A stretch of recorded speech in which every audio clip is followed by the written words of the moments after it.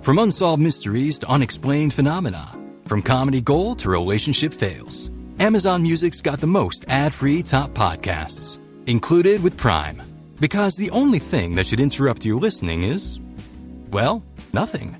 Download the Amazon Music app today.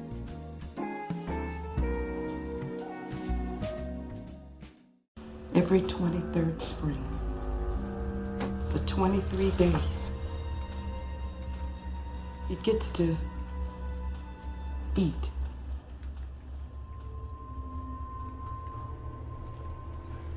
Eat? You know what it eats, and don't you make me tell you. You think I like having this in my head? Well, I don't. I don't like knowing this and not knowing why I do. You said it eats? Only certain things from certain people. Just get away from her, Darren. It eats lungs so we can breathe. And eyes so we can see. It all becomes a part of it. Whatever it eats becomes a part of it. I'm getting my ass out of the big glass house!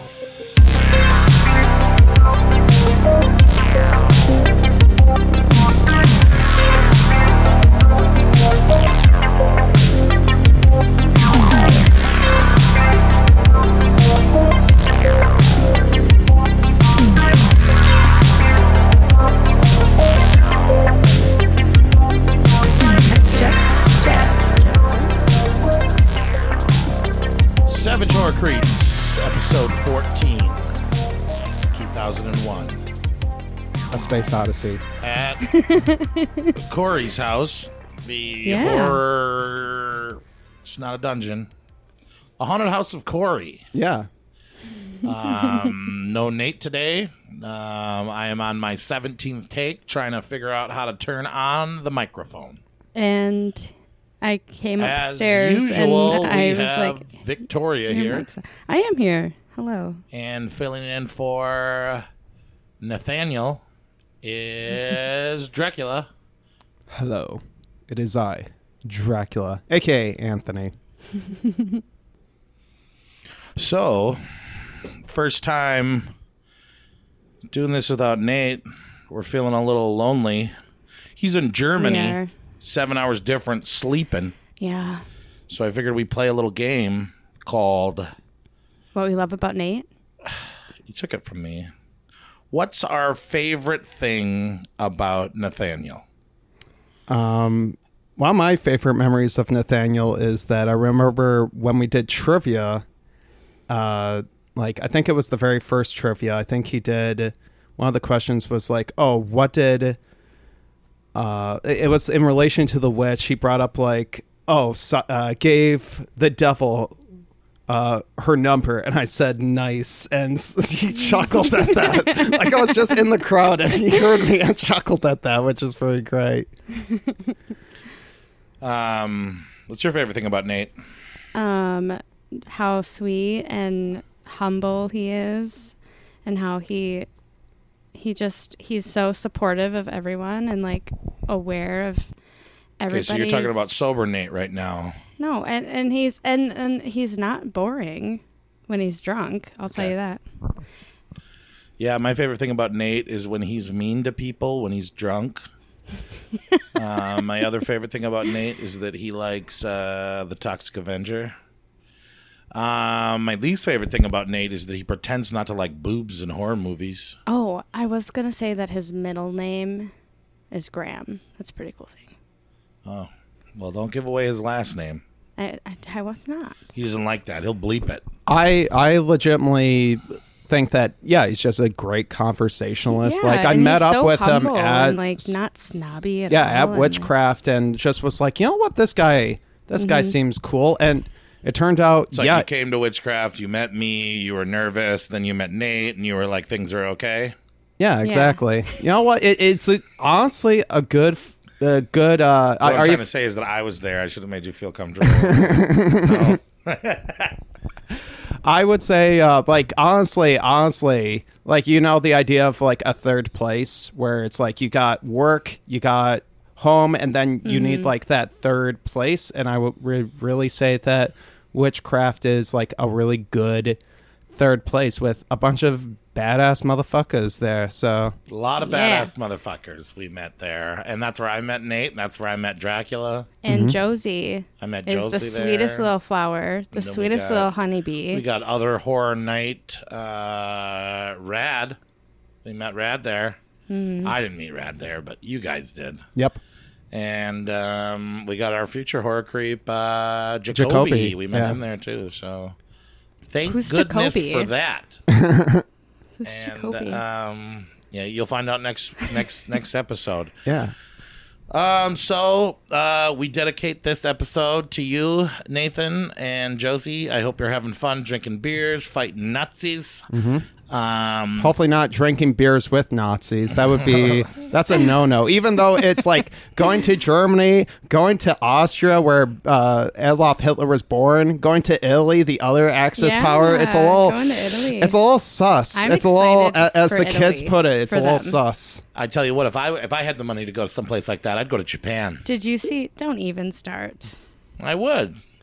Did you see Josie's Instagram posts of Nate walking around in his little backpack, looking at the views and like? I've been just seeing Nathan's I've just been snaps, seeing and pictures they're of bars, bars, beers, castles. Like and it's hills. Mountains, yeah. Hills. it's so.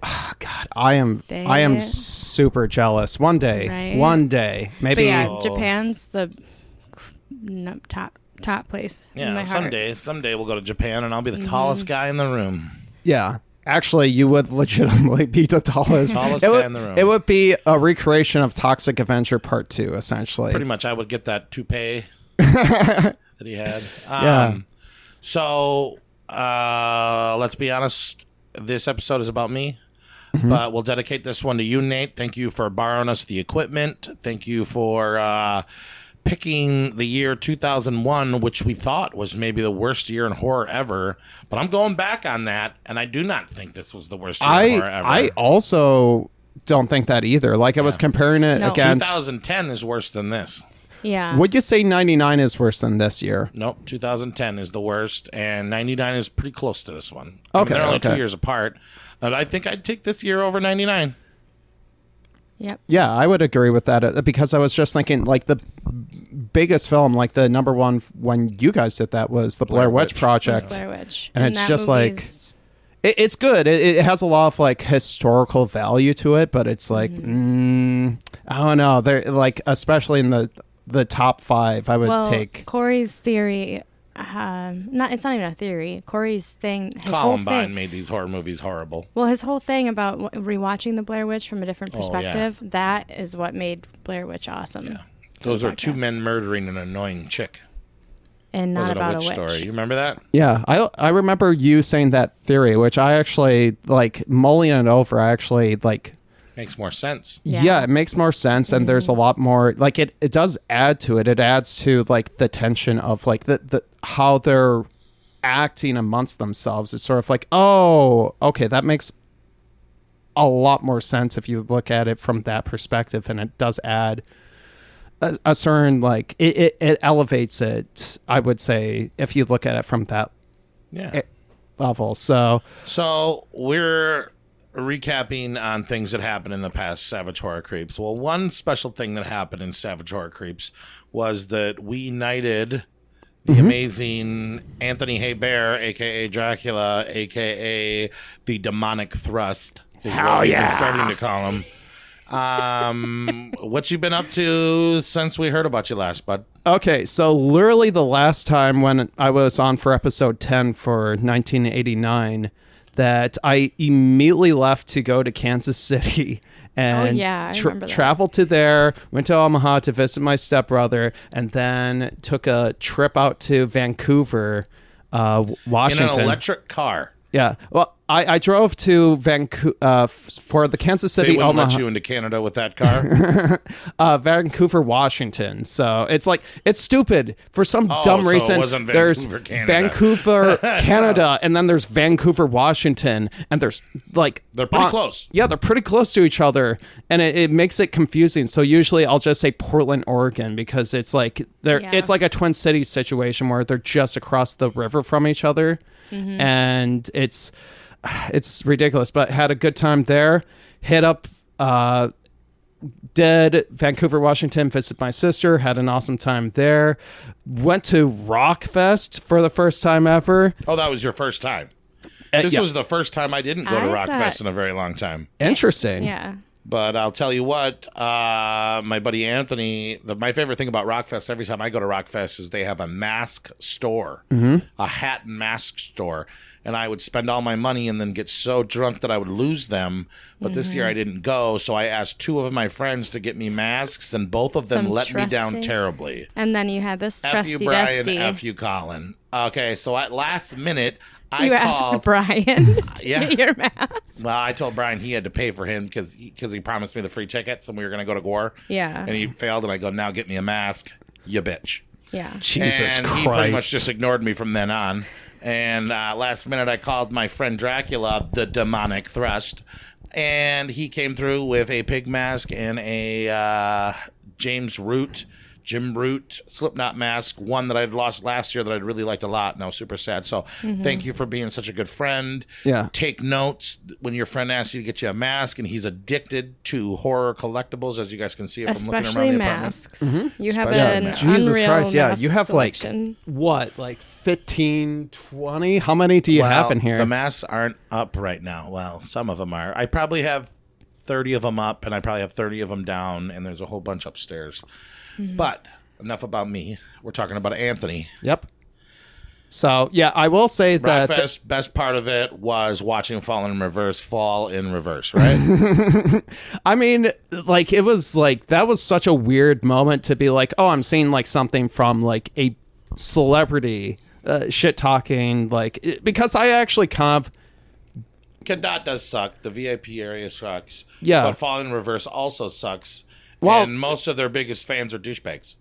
I could see that being the case. Like, I didn't think they did super great. They were mostly forgettable. They when I covered saw Smash Mouth All-Star and then said we were boring. I think that it was very much like, I don't know. It was like, apparently he was sick too, but he only performed for 30 minutes and then just bailed. And it's just like, If you do at least four He only songs, you get all your performed money. for If you don't do 4 songs, you don't get all your money. yeah.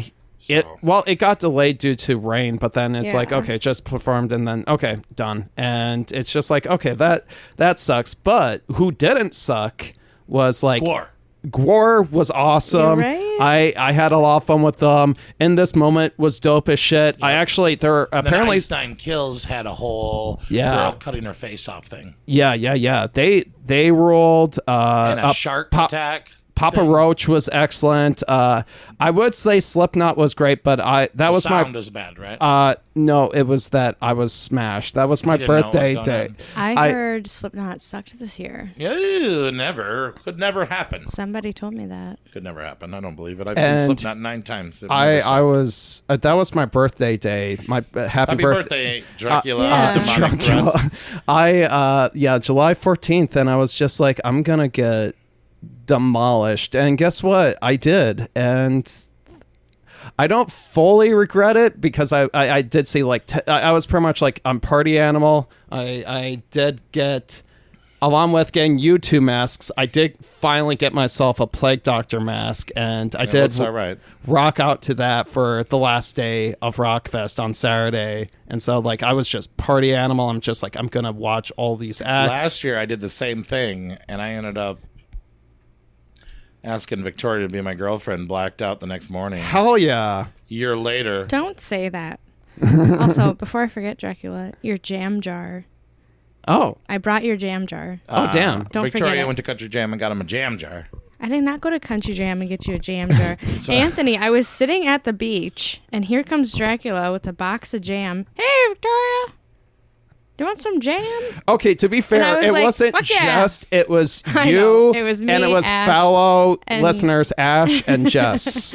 And Josie was there, but she left. Yeah, I did go to their house first, so they got first pick. Actually, when I went over to their house to give them the jams, I was They like, stalled you, didn't they?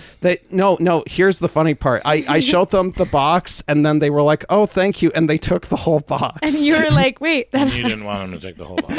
Yeah, the whole box was that's my entire stash that I was giving to like 5 people. Jeez. I was like, wait. No, that's for other people, actually. But that jalapeno jam was good as hell. That was such good jam, dude. Yep, we're gonna lather Anthony up in the jam later. Hell yeah. So- Actually, if it's jalapeno jam, that would be. I don't get know. it in your pee hole. Yeah, It that would wasn't even not that be. spicy. But that's enough about Anthony. So that here, happy birthday, Anthony. Good to hear that you rock fested and traveled and did your thing. It's always good to hear that. Yeah. What we've been watching lately. Have you seen anything cool lately? I did participate in Barbenheimer, so I did do. How was You watched that? Barbie and Oppenheimer? I did Oppenheimer and IMAX in the Twin Cities, and then the next day I did Barbie. So it wasn't like a clean Nice, one. nice. And It's to like be honest with you, Barbie's better, right? My daughter's at I mean, Barbie right I think Oppenheimer is a borderline masterpiece. I think that that Greta Gerwig's Lego movie is pretty good. now. Okay. That's Lego pretty much movie or Barbie movie? that's essentially what I'm calling Barbie. Is that it's her Lego movie? Oh, is it's that, a lot like Lego movie. Yeah, I would say it's very much like it's very I'm meta. actually more excited to see Barbie than Oppenheimer. Yeah. Because I have a thing against Oppenheimer director.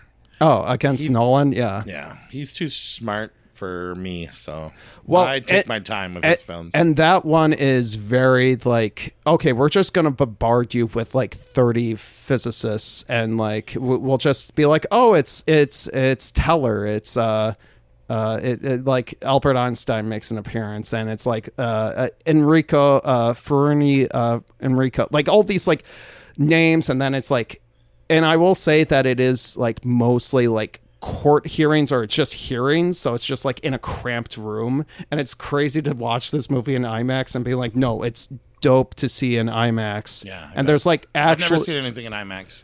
I've seen so far I've seen 3 films so far. So that Dunkirk, another Nolan film, his World War II Still film, haven't watched that yet. and then Avatar: Way of Water. I saw it in 3D IMAX. He did Avatar? No, that was James Cameron. I love Yeah, a good I World saw War that. II movie. Yeah. I've yet to see that one though. Speaking of not horror movies, I also saw The Flash. Finally, it just went on VOD. Me and my daughter watched it. And you know what? Sure, the effects aren't great. Sure. But it wasn't bad. Sure, there's a lot of things, but I liked it. It was a good watch.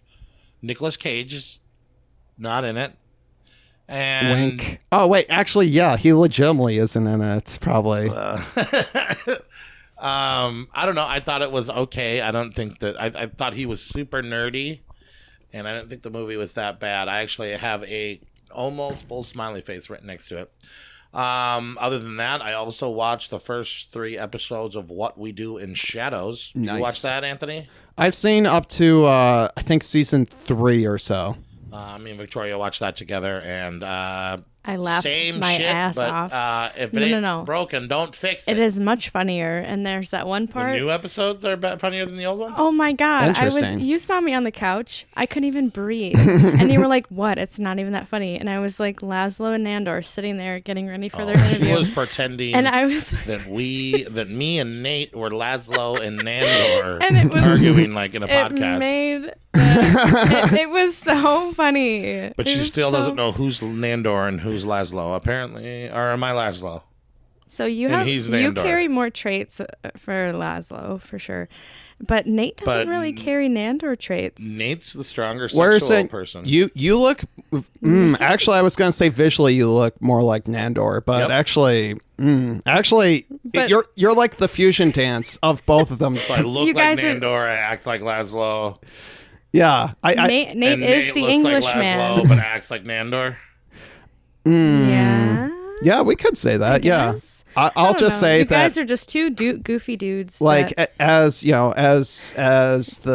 Eau Claire's vampires. As the Baron. Yeah, as the Baron, I gotta say, like Laszlo is one of my favorite vampires. I love him. I love Matt Berry in You're general. the Baron, though, right?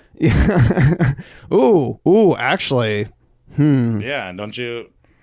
Wouldn't you get casted as the Baron? yeah, sure. I so like. Ash told me Wait, that. Baron, the Nosferatu Yeah, looking the old motherfucker. vampire. Yeah, the hell Baron. yeah, hell yeah. Ash told me That's that my she favorite type hasn't of watched- vampire. So What We Do in the Shadows, and I'm going to tell her to watch What We Do in the Shadows and then to just envision you and Nate Figure out as, who's who. and she'll love the show. Yeah, it's a good movie. It's a good show. It's a good movie too. If nobody's ever seen the movie, also would like to very briefly, very quickly, just like to state that Secret Wars is the worst Marvel TV show or movie ever fucking made in the history of Which one? Marvel. a Secret Invasion What did I say? Wars. Secret Wars. Well, Yeah, That's because coming. that's a separate thing. Yeah. Because there's also But another. Secret Invasion with Samuel L. Jackson, Yeah. Don Cheadle, and I did make it to the end. 5 episodes of pure garbage and boredom and predictable endings of stupidity. And I did not believe the hype that Marvel was falling off until I watched this. And I'll tell you what, I thought Captain Marvel, not Captain Marvel, but Mrs. Marvel was bad.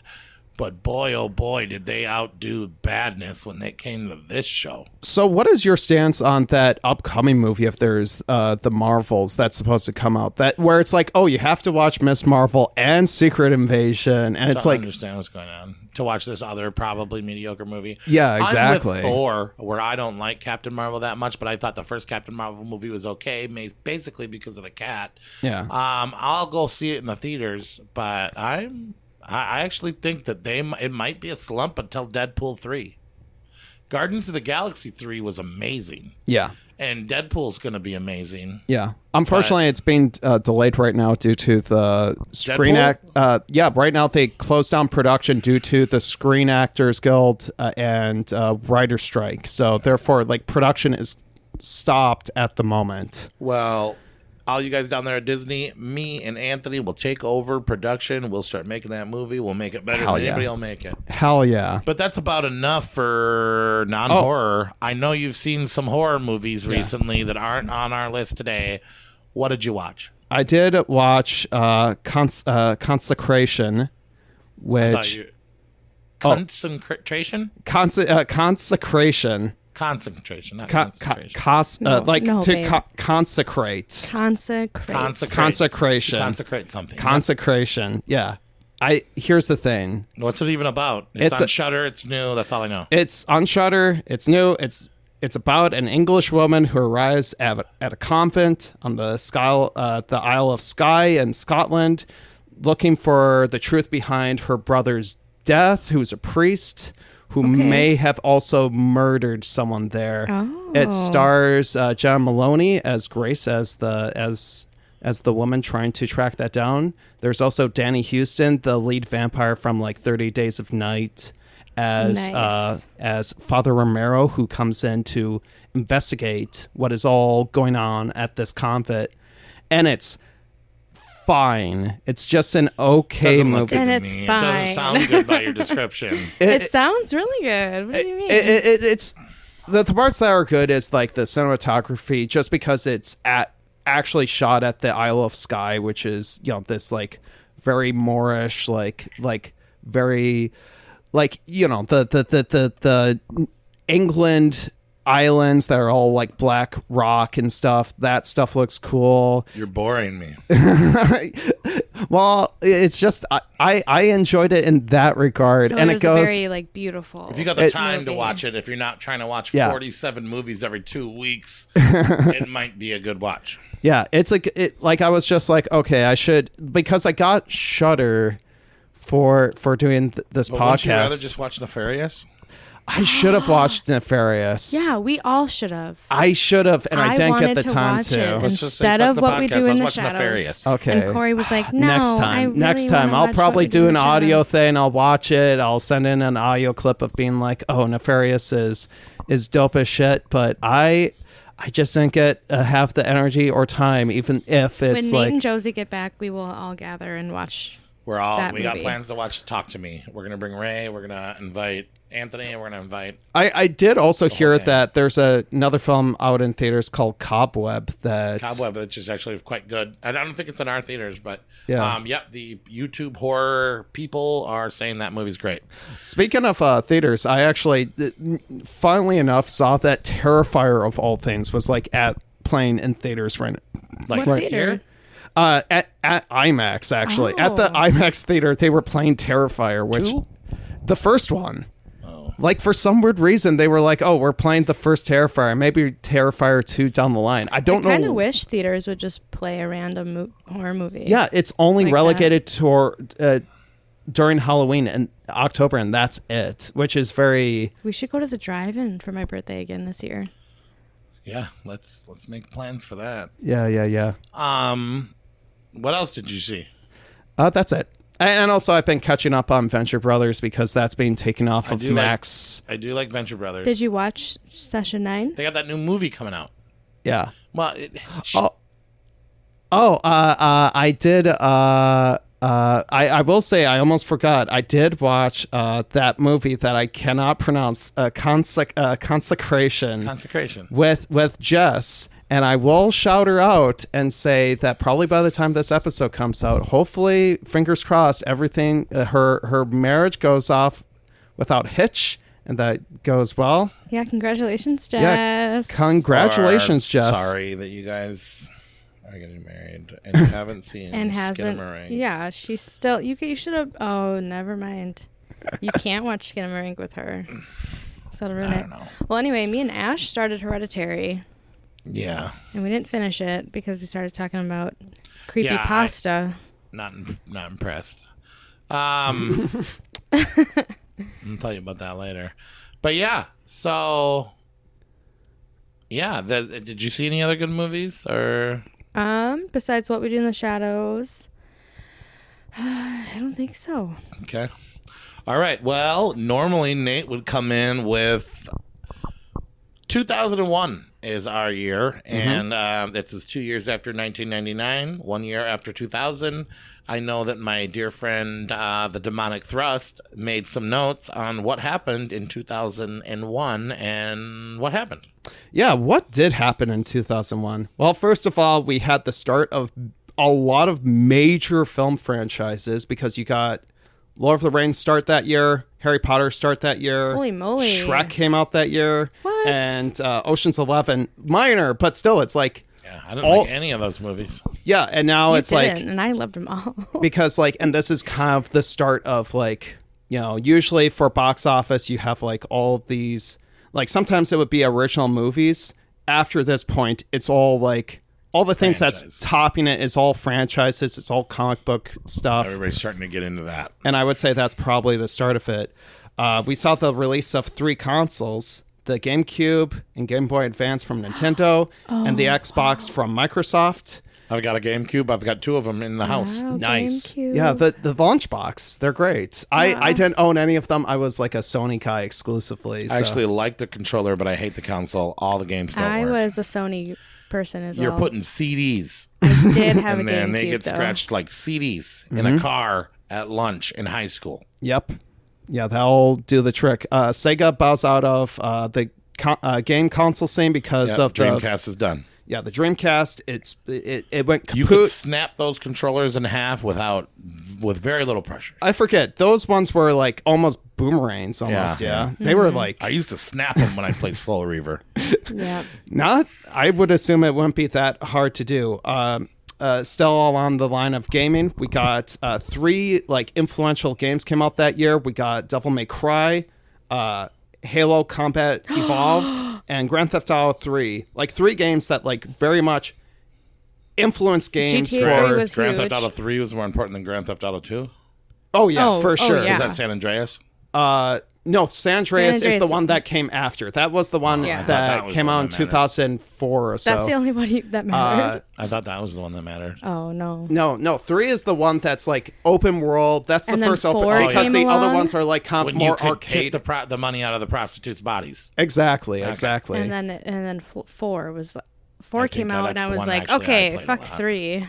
Yeah, This 4th one's great. yeah, and also Vice City also came out like it went Vice City, San Andreas, then 4, and 4 became a big thing, and then 5 is just like they've been pretty much re-releasing that for Yeah. the last decade. Yeah. So Final Fantasy X also came out that year, but that's all more for me because I'm Final a Fantasy's nerd. cool. Yeah, and it won't be the Until they started making video game movies. Yeah.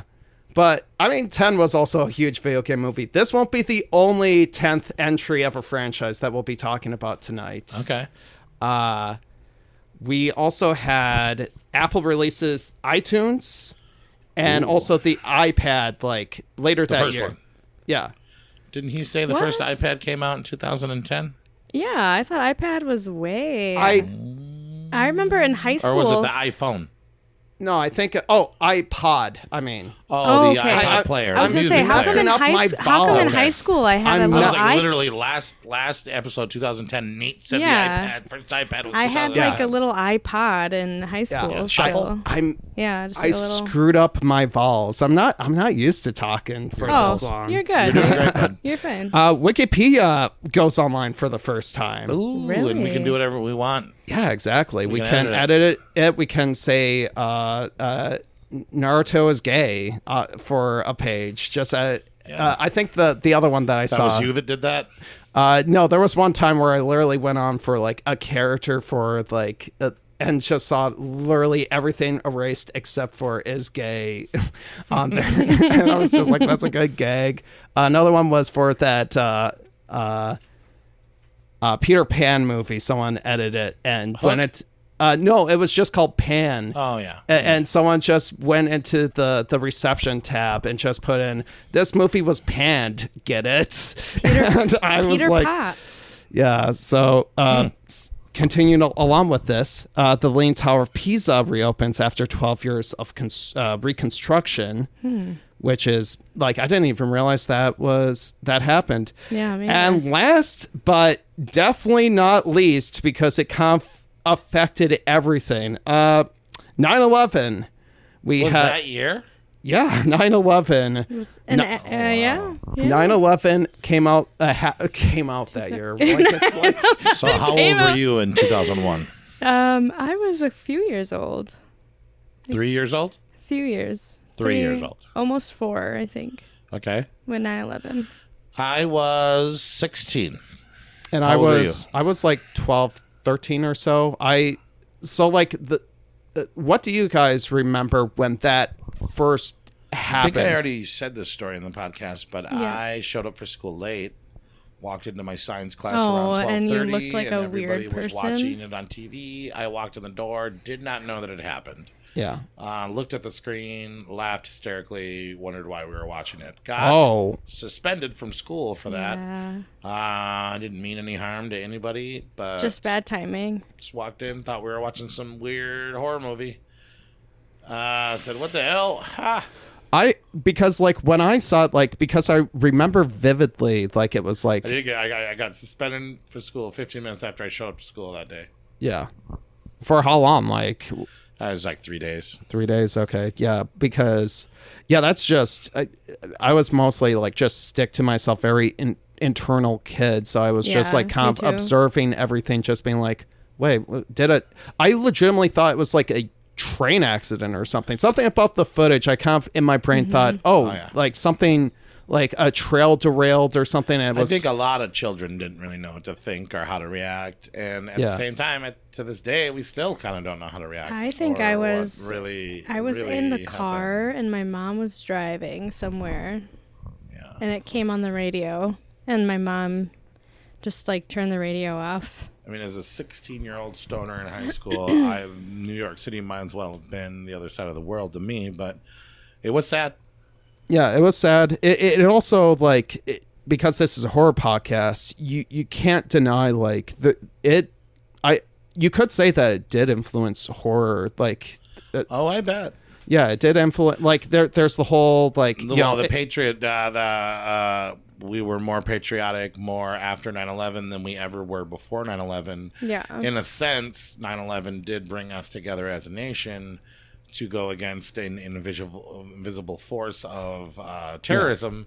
And we're getting close to politics here, but we banded together and we're proud to be Americans afterwards.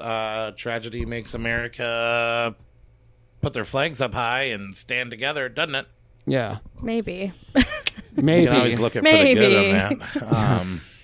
I hate America. And then I've never been on a plane, but I heard it's real hard to get on a plane after that. Yeah, yeah. And we're still like 20. We're still being affected by this today. Yeah, exactly. It's still like you racism got can real only bad. burn on like certain amount of liquids. Like the same year, there's like a thing where there was like a shoe bombing, and now you have to take off your shoes every single time that you get on. You have to get that scanned through so that Ash told me that during the whole school shooting thing, they had to get police escorted to class one year. Jesus Christ. In high school. Ash was born Ash in would have 2001. I was going to say Ash was 1 month old. At 9/11. She was 1 month old because her birthday is beginning of August. I'm so glad. Like Columbine was 1999. Yeah, that was 19. Like that, I remember like us talking about that in middle school and what have you. But it didn't really affect me growing up that much, as opposed to a lot of other people. It felt like it felt like I was born like right at the perfect time. It was like, oh, 90s was awesome, and then all of a sudden, bam, okay, now I'm an adult and everything like, is woohoo, crazy. 2001. Yeah.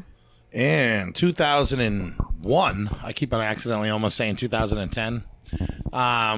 Weird that we just moved the one place from the last year that we did. It's convenient. And then we're going to get into our honorable mentions from 2001. Coming in at 13, or our third honorable mention, a movie I did not watch. I've never watched. Everybody's always told me to watch. Anthony loved this movie. It is Frailty by Bill Paxton. This is Bill Paxton did it? Yeah, he directed it and he starred in it. Okay. But it tells the story of there's some killings going on in Texas by God's hand. And one day at the FBI office with Powers Booth playing Wesley Doyle, we got Matthew McConaughey, Adam Meeks come in and tell him, okay, my brother Fenton just killed himself and is also responsible for these killings. And now I'm going to go into, explain like, okay, this is what's all going on. That actually my father like got visions from angels to tell him to kill demons. Oh, wow. And so it goes back into... And one thing about this movie, it's not technically a horror movie, it's a thriller. Yeah, it's a thriller. It's Southern Gothic. It's more like... It's very... But it's excellent. It's like very... It's very... Like, it shows the descent... The mental degradation and of the father who's just like one day just wakes up and it's like, I was visited by angels. We have to start killing demons. We need to start kidnapping people, and we'll kill them with an axe. We'll use a lead pipe to knock them out, and then we'll bring them back to the house. He's touching them. He's saying that okay, once I touch them, they're showing their true forms. Essentially, they're turning into demons in his mind, and then he kills them, and then it's just so it's kind of like Christian delusion. Yeah, it's very much that, and the two. So it's Matthew McConaughey and his brother, younger versions of them, like them trying to deal with this. The younger brother, Fenton, is looking at this as like fully believing this. Adam, the Matthew McConaughey brother, who played by I don't know who the younger actors are, but they're very good actually. They're very they do the job really well. And the Matt O'Leary played young Fenton. Yeah. And then who plays younger Adam? Jeremy Sumpter. Jeremy Sumpter. I think that I forget what else he's been in. I think I did peripherally looked at it for a little bit, but he did Into the Storm, Peter Pan. Oh yeah, that's right. He played Peter Pan. I think he played Peter Pan in that one. Yeah. But yeah, they do a really good job with that film in general. It's very gothic, Southern Gothic type of stuff.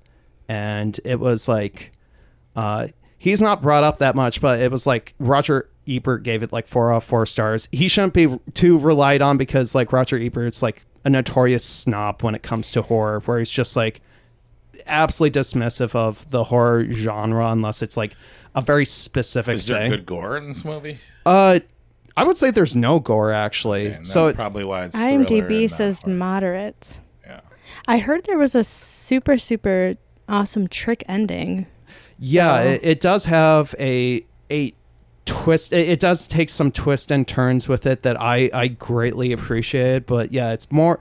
I would say it's more thriller. I would say like just because of there's something about the serial killer element of it that made me think that okay, this has horror elements of it, but it's like frightening. It's on some lists, but not every list. Yeah, it's not because it is like there is a nebulousness to what classifies as horror, what classifies as thriller. This one, because of the religious element, I would say that I don't know. It's like there's something about the style that it has with it that does make me think, okay, this does go into the realm of horror. Oh yeah. Okay. Yeah, just because of like, and it's very heightened. Demons. Yep. Demons will do it. Demons. What will you give it? How many stars out of 5? How many stars out of 5? I would give it a solid like 3.54. Yeah, 3.5 out of 5. Closer to 4 than 3. Yeah, I would say that. All right. Honorable mention number 2. You thought this was going to be number 1, but it's not. Bones. Starring Snoop Doggy Dogg. Pam Grier, and Catherine Isabel, who I'm a big fan of, actually. She doesn't have a big part. Yeah. It's labeled as a crime horror film, urban crime horror film. It has the guy from... There's a few recognizable faces.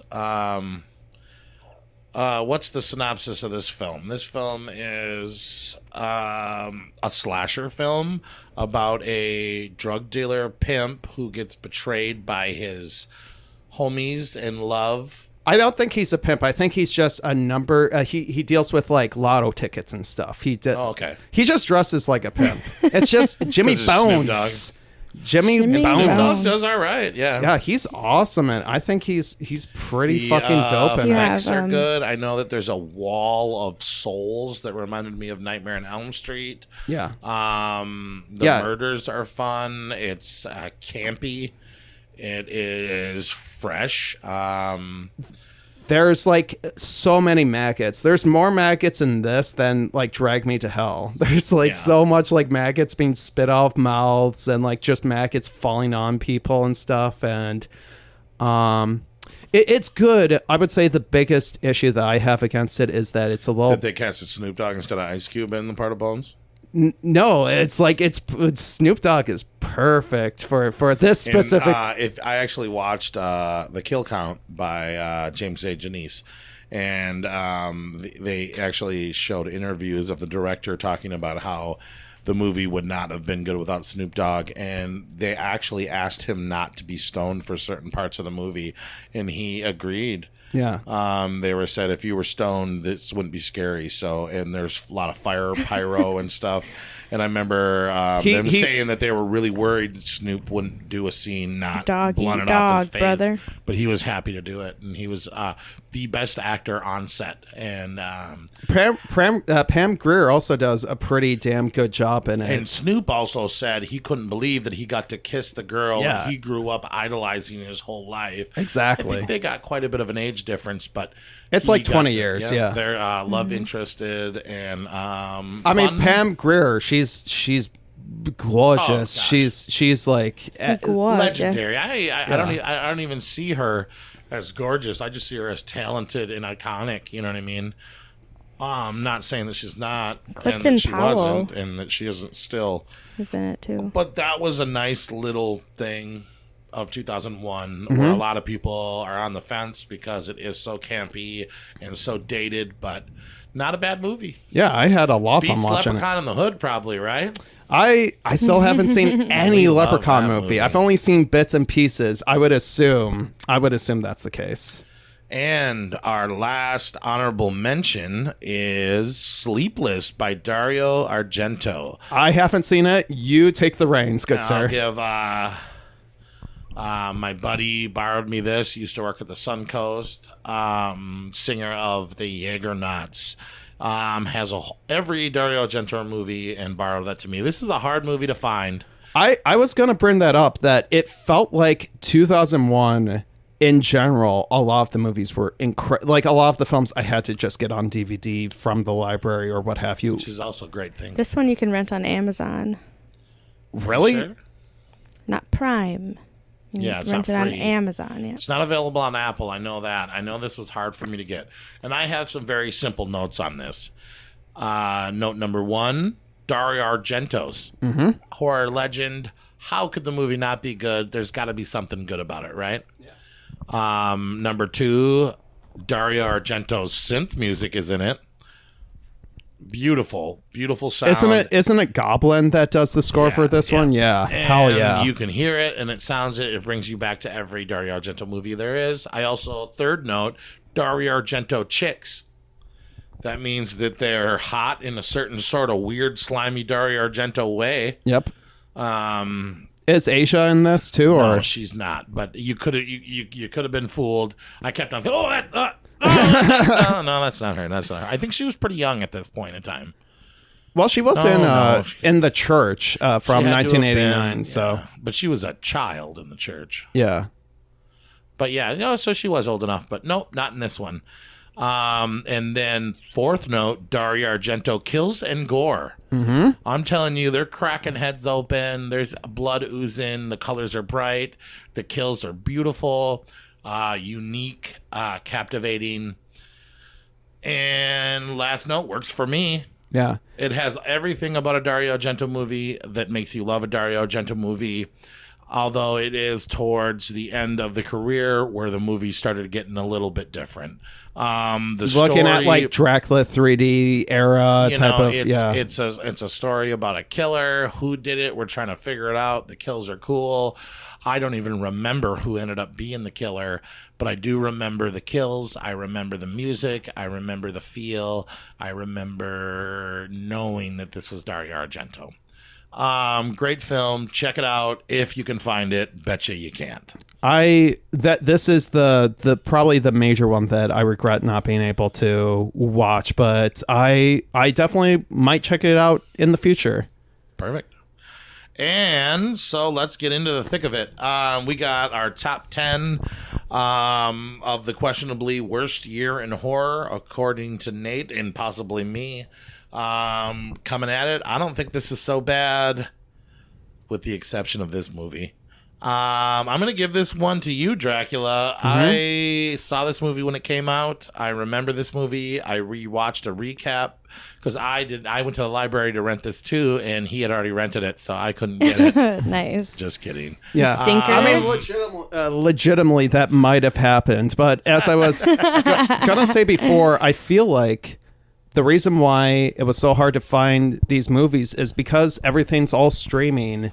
It's like, Well, right. it's either too movie's old for people to be interested, but it's too early where they're just going to give the rights It's not freely. quite classic yet, but it's not quite new. Exactly. It's stuck in this limbo between old and new films. 2001 with the 9/11 and Columbine, America didn't want to go 2001 was a hard while on ago, violence and cruelty, and that's what makes horror movies great, right? Yeah, exactly. But in a certain circumstance, it's like, okay, we want to forget, and this it's all confusing. It's all like, Yeah. yeah. But that is all to say Number 10 is The Others by Alejandro Anabar, who also wrote and scored it. Alejandro Alabar. Alabar. Anabar, I think is. Anabar. Alejandro Anabar. Yeah. Amenabar. Amenabar. Yeah. Right. We got, so this is a story that Alejandro Anabar.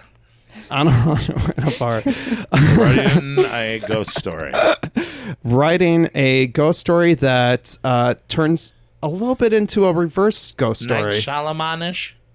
M. Night Shyamalan-ish? It definitely, here's the question. It is very much like The Sixth Sense. Okay. It's very much like The Sixth 2 Sense. years after. 2 years after, like in terms of it also being a ghost story, also has a big, twist. massive twist that is like almost impossible to avoid, but it just takes place at the English countryside at this mansion during World War II. At the tail end of it, there is a woman played by Nicole Kidman named Grace Love Stewart. Nicole Kidman. She is amazing in this movie, and she is being like. Tell me a movie that she wasn't amazing in.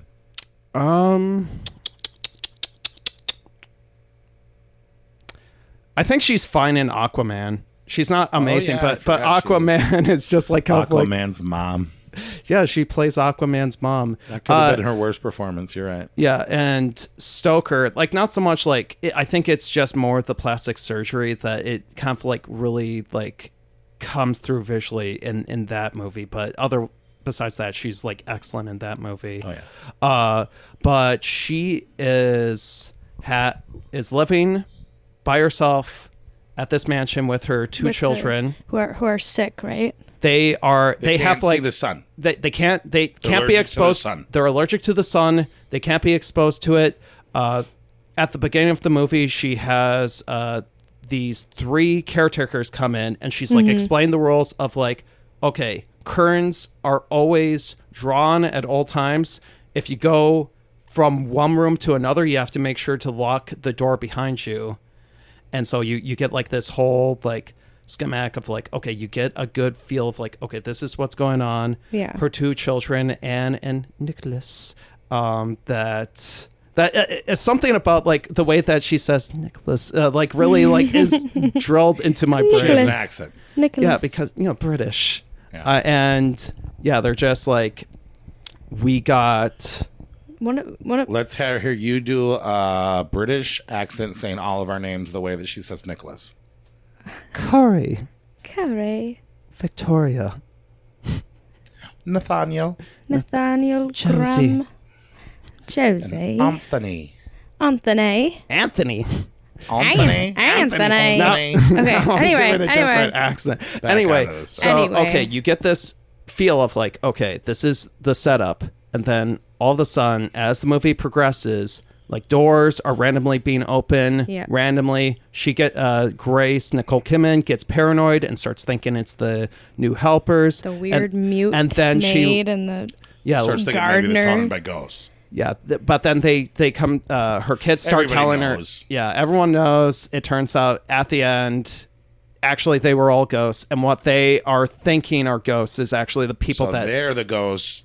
Yeah, They're haunting the people that live there, but they're so delusional that they believe that the real people Yeah. are haunting them. So maybe it's a crisscross that when a ghost is haunting you, that you're haunting a ghost. Well, right. That's what Yeah. it is. That's Makes sense. that Beetlejuice. is. That's what it is. Yeah. That Beetlejuice? It's like you're bothering me, Yeah, dude. exactly. You're in Who's my worse? house, So I've been here my whole life.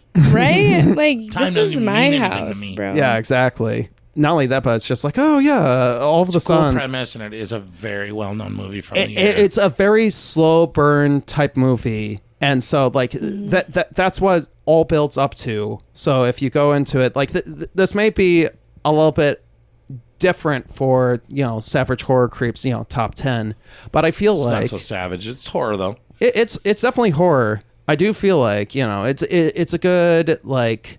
We're going to have a good build up for the rest of the list. That this is like really well acted, beautiful, Cinematography uses like a lot of natural light because all the curtains are drawn and you're going into rooms that are only lit by candlelight, and the cinematography for that is excellent. The kid actors are great. Nicole Kidman, she's amazing. This is her last film that she did some work with in relation to her husband, because her ex-husband Tom Cruise. And there was actually a really interesting YouTube video that I watched that kind of talked about, because there's a lot of weird religious elements of it that sort of like maybe it's commenting on Scientology. Oh. Yeah, that's sort of commenting on like... I'm a Scientologist. So are we gonna work with what are they called, Ethans, or what are the things that you record, like how many, like I forget what it's called. That whole stuff is confusing as I was heck. just kidding. I don't believe in that. But yeah, good movie. Sorry. For the whole family. This Yeah, film exactly. was It's actually the it's first ever film to receive the Best Film Award, Spain's National Film Awards. First one to win. That's the other thing, is that this is actually a Spanish production. Yes. And actually, because Well, Alejandro yeah, in a bar. this is like an English crew, but they shot in like Madrid, and they shot it's like, Well, you don't have houses like that around here. yeah, well, Jersey as in England. Yeah. Yeah. So So the house supposedly on the island of Jersey is actually located in the north of Spain. Okay. For the movie. Okay. Yeah.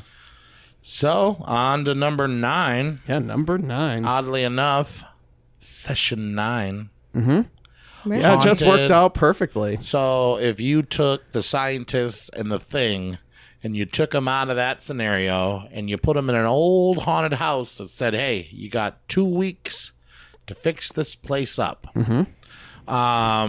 Not a chicken sight. Also like the thing, the original thing. We got a cast of David Caruso. Mm-hmm. I don't know this guy, but Stephen Glevedon. I've seen him before. We got Josh Lucas, good actor. Peter Mullion, and one of my favorite actors from the 90s, Brendan Sexton III. He plays grimy characters, and I was very surprised to see him in this movie. Did a great job. Also, a cameo of Larry Fastenben. How do you say his name? Larry Fasten. Who is a true horror creep, man. This guy has cameos in some of the weirdest, most low-budget films. I think you might know him best from Habit and a few other films, but which he also directed. Oh yeah, and he's a director, big time horror guy in the community. And this movie is basically, what I just said, a crew of construction workers, in a haunted building. Specifically, they're asbestos cleaning crew, so they're like going through this. Specifically, this. That's why the guy couldn't listen to the punk music. Because it was going to shake up all those toxins and put it right in their lungs. Yeah, in their lungs, in their eyes, and that being Jeff, who's like this failed nephew who's just an idiot, just like it's like his first You're job. talking about Brendan Sexton III's character, right? Yeah, I think so. I loved him. He was my favorite character of the film. Yeah, I loved Tatum essentially. Right. Like he was just like, oh, what an idiot, but he was fun. You got every construction crew's got that guy. Yeah, exactly. Well, and apparently when they were shooting it, they were shooting it in the Danvers State Medical Hospital. Okay, yeah, which is a real haunted place, Which right? is a real haunted, abandoned medical hospital. And actors would freak out. They're like, dude, something passed my window. Somebody stole my notes.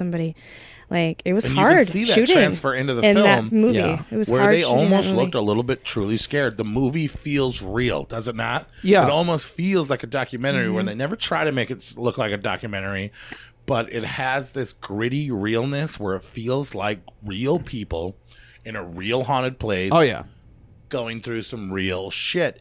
And I think that's to most of the success to why this film actually feels scary, because you can see it in the actors' eyes that they might be going through some supernatural heebie-jeebies themselves. Yeah, because it sounded like they didn't need to add that much to like the location. Really, it just sounded like they were like pretty much working with what was there. It was like, okay, we'll add a couple things, but for the most part, it's like, yeah, we're shooting at this like decrepit, like abandoned place that's been abandoned for like 20 years or so, or 10 years or so, and it's just like it really adds to it to such an extreme. And also that it's all about mental deterioration of all the people working there, especially, you know, one guy in particular. You got like the session 9 is coming from these cassettes that one of the workers listening to, Billy of like a schizophrenic asylum patient. Yeah, Mary Hobbs, who has like multiple personalities with Princess and then Billy, and then, you know, like trying to bring out Simon, and just like the Lucas actor was listening to those tapes periodically through the movie, to add another bone-chilling experience to the film. That was creepy. The slow zoom in on the abandoned wheelchair throughout the film was pretty, like, it just looks, it's gnarly looking. It does a good job of dealing with like real shadows haunted, and abandoned buildings. Anybody that's ever snuck into an abandoned building that you thought maybe might be haunted, look through all the broken stuff, will relate that that's what abandoned buildings really look like. They do. And let alone an asylum, and a beautiful film that touches on the deterioration of friends and relationships and the mistrust that comes with fear. Directed by Brad Anderson. Before this, he was just doing romantic comedies, funnily enough. And then after this, he made like The Machinist, the film where Christian Bale got super skinny, where he was skeletal. And yeah, he's just like, he's an interesting director. I actually appreciate his work quite a bit, actually. So this is like for his first foray into like feature-length horror, he did a really good job with this film, actually. Yeah. Stephen Gevedin, the guy who played Mike, right? Okay. He was in War of Worlds. Never watched that movie. Oh, really? Okay. I've seen it. I'm trying to think what I'm else that actor's so been bad in. with remembering like bit actors. That, and also I haven't seen War of the Worlds since. That was my watch favorite Risky movie. Business over and over and over again. Otherwise, if Tom Cruise is in it and it's not Jerry Maguire and it's not Risky Business, I'm not that interested. Oh, okay. Interesting. You told me that session 9 was pretty spooky. Pretty spooky. Pretty spooky. Mm-hmm. Pretty scary. Realistic scary. Yeah. Feels real.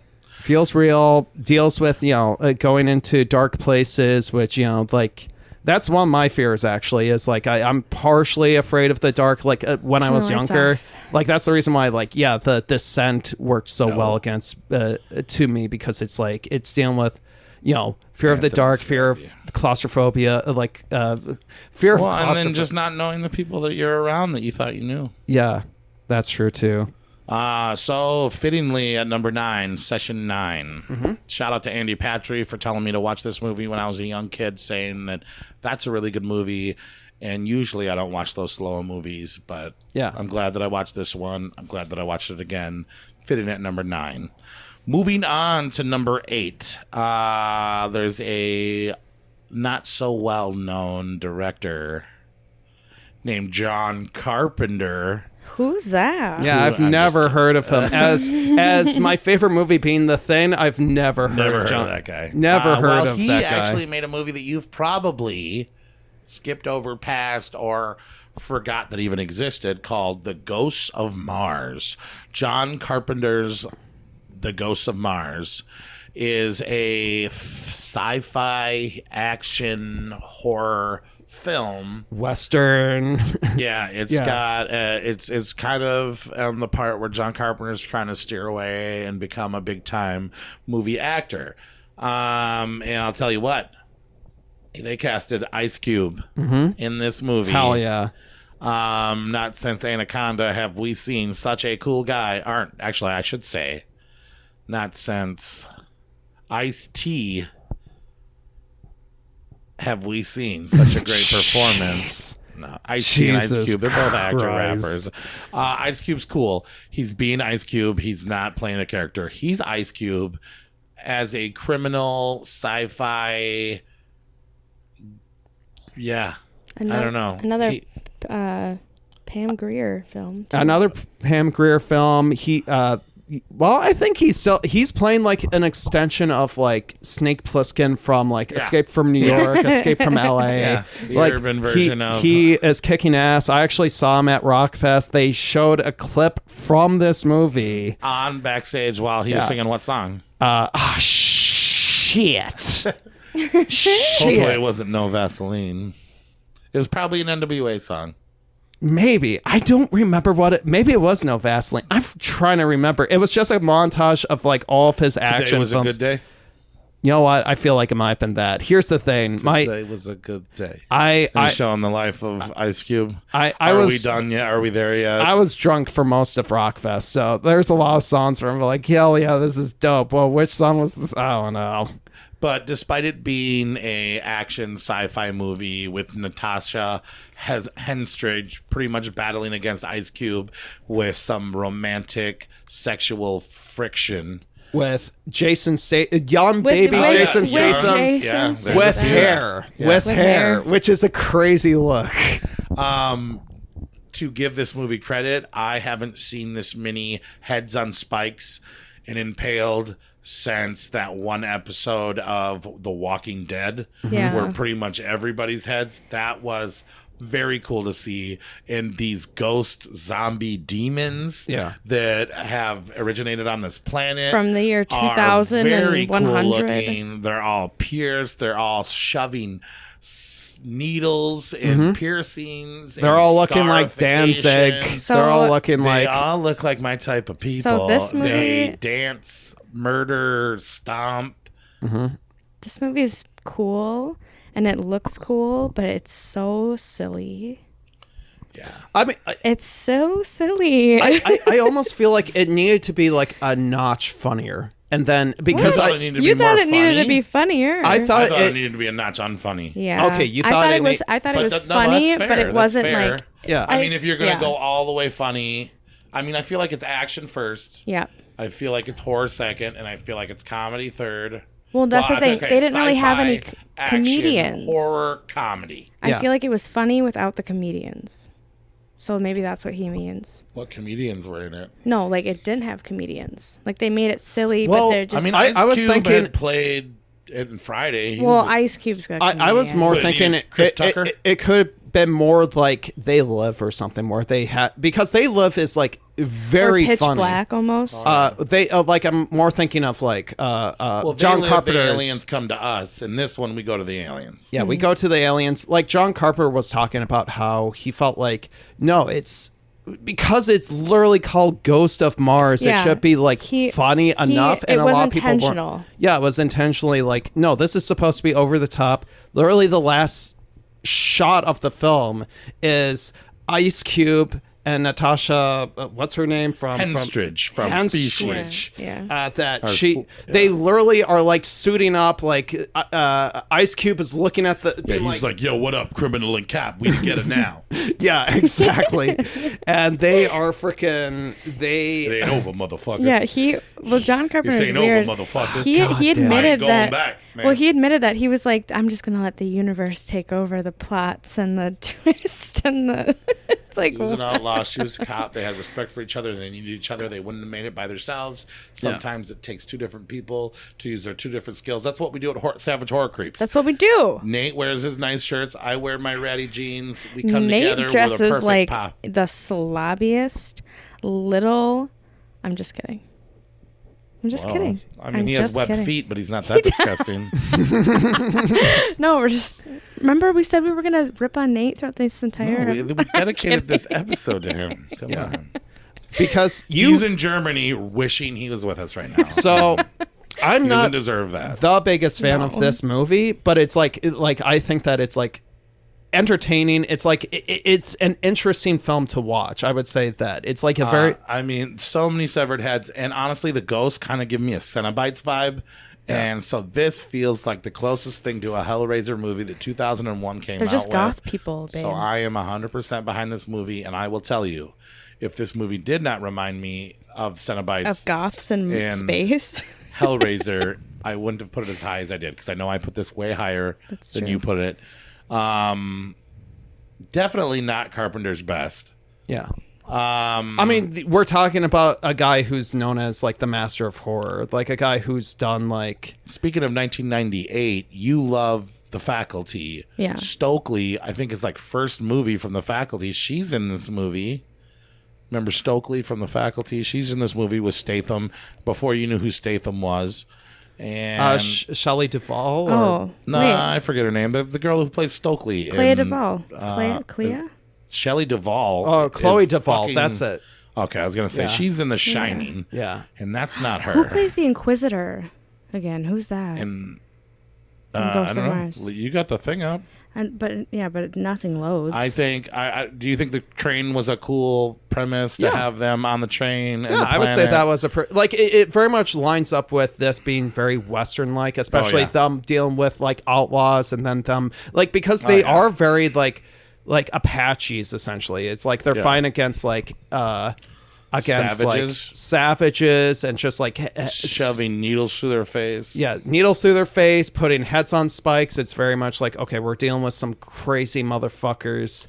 Some Cenobite savage motherfuckers. I mean, the biggest thing with them is that like it kind of made it be like, wait, this is like super unwinnable. If they could just possess, it's like, oh, you kill one and it just like, oh, that ghost will just move on to something else. You think that if it was funnier, this movie would have been better? I think this movie would have been better if they would have gotten a different lead. No offense to Natasha. She did do fine in her respected role, but if they would have brought somebody more magnetic that people related to more often, I think that this movie would have been way more popular. And I do think this movie's underrated. Yeah. And overlooked. Well, hey, but John Carpenter, that's how I feel about Big Trouble Little China. Ouch. One of my favorite movies in the whole world. No, that's what one you of mean. my favorite movies in the whole world. But it's underrated. Yeah, it's underrated. And excellent. Very praised. Top 3. No, it is not. Most people say that that's people one like, of John Carpenter's best films ever. Well, it is, but people who don't appreciate John Carpenter. Well, the problem is that he just keeps on getting bad luck, and like this movie bombed. Big Trouble in Little China was also a bomb, and he was like just like felt so heartbroken after that one. One of my favorite movies. It's ever. like he either like, and the thing also was a bomb too, like because it came out like after E.T., so it like. I feel like They Live was just his most talked about. They Live, I think, is underrated. Yeah. They Live is also John Carpenter is just underrated. Is better than Big Trouble in Little China. His most successful film They Live is better than Big Trouble in Little China. It is not. Take that back right now. Take that back right now. I'm signed with Victoria in this fight. Take I'm that sorry. back right but now. Here's the thing. They Live is like my number 4. By a mile, They Live is better. By a mile, I think They Live is like it has. They're both so fucking good. Here's the problem. Name You're one like, funny line from They Live. Put on the fucking glasses. Put on the fucking glasses.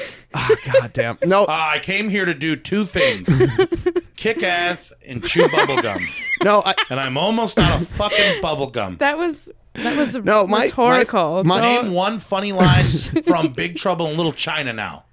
Stop it. We're not even talking. We're talking about John Carpenter's Ghost of Mars. Okay. Wait, what is... Okay, actually, I need to remember. I need to get some good lines from Big Ghost Trouble of in Mars. Little China? No, from Ghost of Mars, actually, because there are a couple. Pull up the quotes. You got the IMDb? Yeah, let's get I've been trying to get What's the IMDb best to load ones? all night, you guys. Gosh, Victoria. I'm sorry. Yeah, say something while I look it up. Okay, hang on.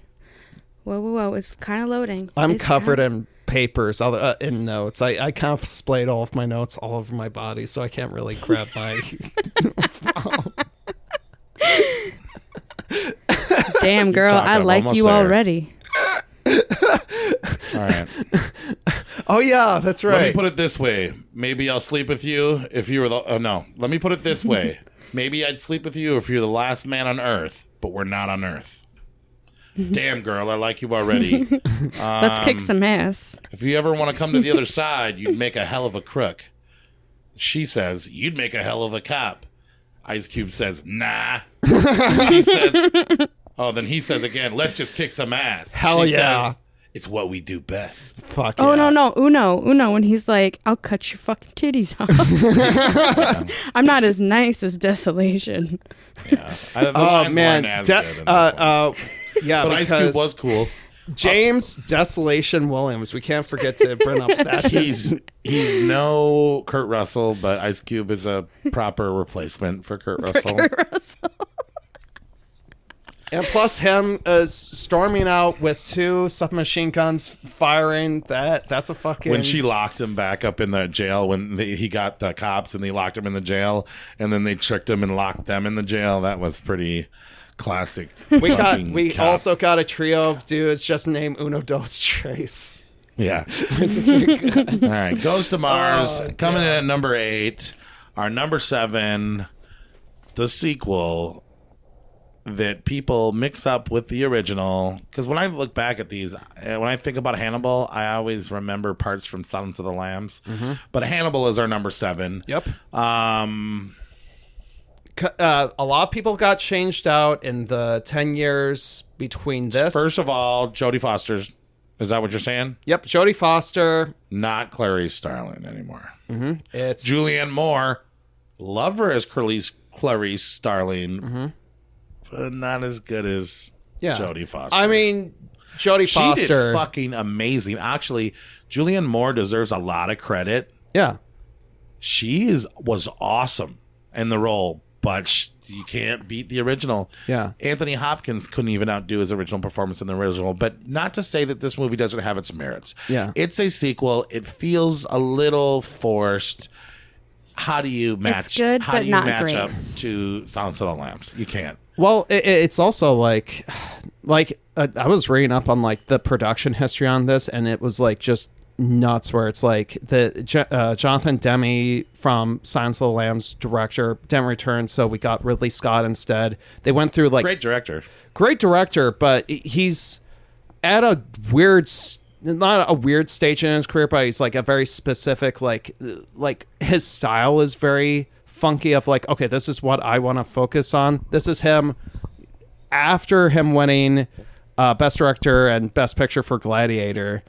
And he's just like, okay, I'm going to do like weird like security cam footage and do weird ramp up. Silence of the Lambs was the first award-winning horror movie of all time. So now we have an award-winning director trying to follow up correct a legendary film, which isn't easy, but you have Anthony Hopkins, so you got a shot. You also have, in my opinion, one of the greatest living actors right now, really? Gary Oldman. Oh, yeah. Gary Oldman as you wouldn't even Mason recognize him if you didn't look it up. Yeah, apparently for the original theatrical version cut of this movie, they didn't even credit him because he was like, no, I want to be like so anonymous, and you didn't even realize that until this time around that was Gary Oldman. Yeah, which I think Gary Oldman's amazing in True Romance as Drexel. Yeah.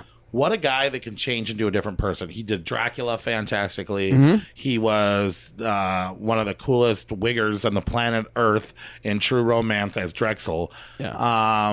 What else is he? You love him. He was he killed it in the one scene that he was in Oppenheimer. He's in one scene in Oppenheimer. I didn't like him in the other Batman movie that he did with Nolan. I think he's awesome as Gordon, but he's also awesome in oh no. Fuck, I cannot think of another film that he's been in, but Dracula, and Sid Vicious. I think he was in Sid and Nancy. And he's in so much stuff, dude. He's been in and he's not everything. afraid to play a co-starring role, which is huge. He's not afraid to play Mason Vicker, a quadriplegic pedophile who has his face all fucked up. So all that's left is like it's. Oh god, he's a mashed up, ugly mess of. Fuck. He's constantly like smacking his lips. I'll feed him to the pigs. And, yeah, it's pretty ugly. The movie is a little long and very slow at the beginning. I would say the worst part of it is everything in Italy. The Italy portion grinds Watching it to people talk on the phone and walk through big crowds and case files and boring conversations were hard, because I'll tell you what, the first half of this movie, I wasn't even planning on putting this in my top 10. Same. But fucking A, when you finally get to the end, you're glad that you got there. Oh, yeah. Because this fucker ends with a bang. The classical music, how they rendered, it does feel like a true sequel. I do think that they captured the essence of Silence of the Lambs. They relied a lot on set pieces and settings and areas and locations and the sheer talent of Anthony Hopkins. And the end packs maybe the best punch out of any of the ends here in all of these movies.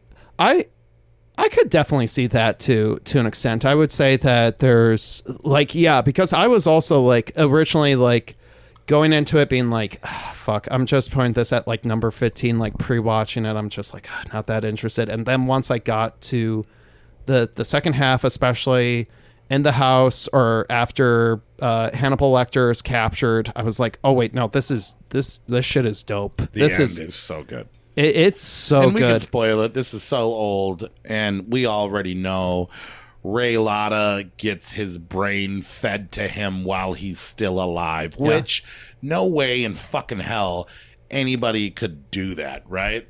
Mm-hmm. Would that work? Should we try it? No, we should not try that. I think that would be ill-advised, especially since that part where he's at the very, very end, where he's on the plane and the kid's like, "What's that?" And he's like, "That's fava beans." And he's like, "What's that?" "Oh, that's Chianti. Oh, this is caviar." And then he's like, "What's that?" And he goes, "I don't think you would like that." And then he's like, "It looks good." And he goes, "Oh, it very much is." It just looks like brain in a Tupperware. It's just gray cauliflower. How would anyone kid be like, "Oh, that looks good. I want to have this." You know, it's that kid's fault. That kid is I say stupid. This many times before. Hannibal Lecter reminds me of my grandfather. Not in the fact that he ate brains and did things. He just had the eyes of Anthony Hopkins. And speaking of Dracula, Anthony Hopkins as Van Helsing and Dracula. Yeah. Gary Oldman and Anthony Hopkins together again. And that part where he throws Hannibal to the pigs and Clarice saves Hannibal, and then he saves Clarice, and then the guy's looking down and he goes, "You can always just throw him in." Mm-hmm. You could tell it. You could always say it was me. And then he does it. Yeah. Gary Oldman, chewy face guy. What's his fucking name? Cardell? Or are you talking Mason Baker? Yeah, Mason Baker. And then Mason gets eaten up, but he's already mashed up. Yeah, he gets like and it's what good was first, gore. Snatch or Hannibal? I think Snatch was first. No, I think Snatch came after. I think Snatch was What year did Snatch come out? 2000. Oh, the year before. So we got this whole best way to get rid of a body. If you ever kill somebody, feed them to pigs. They will eat through bone like butter.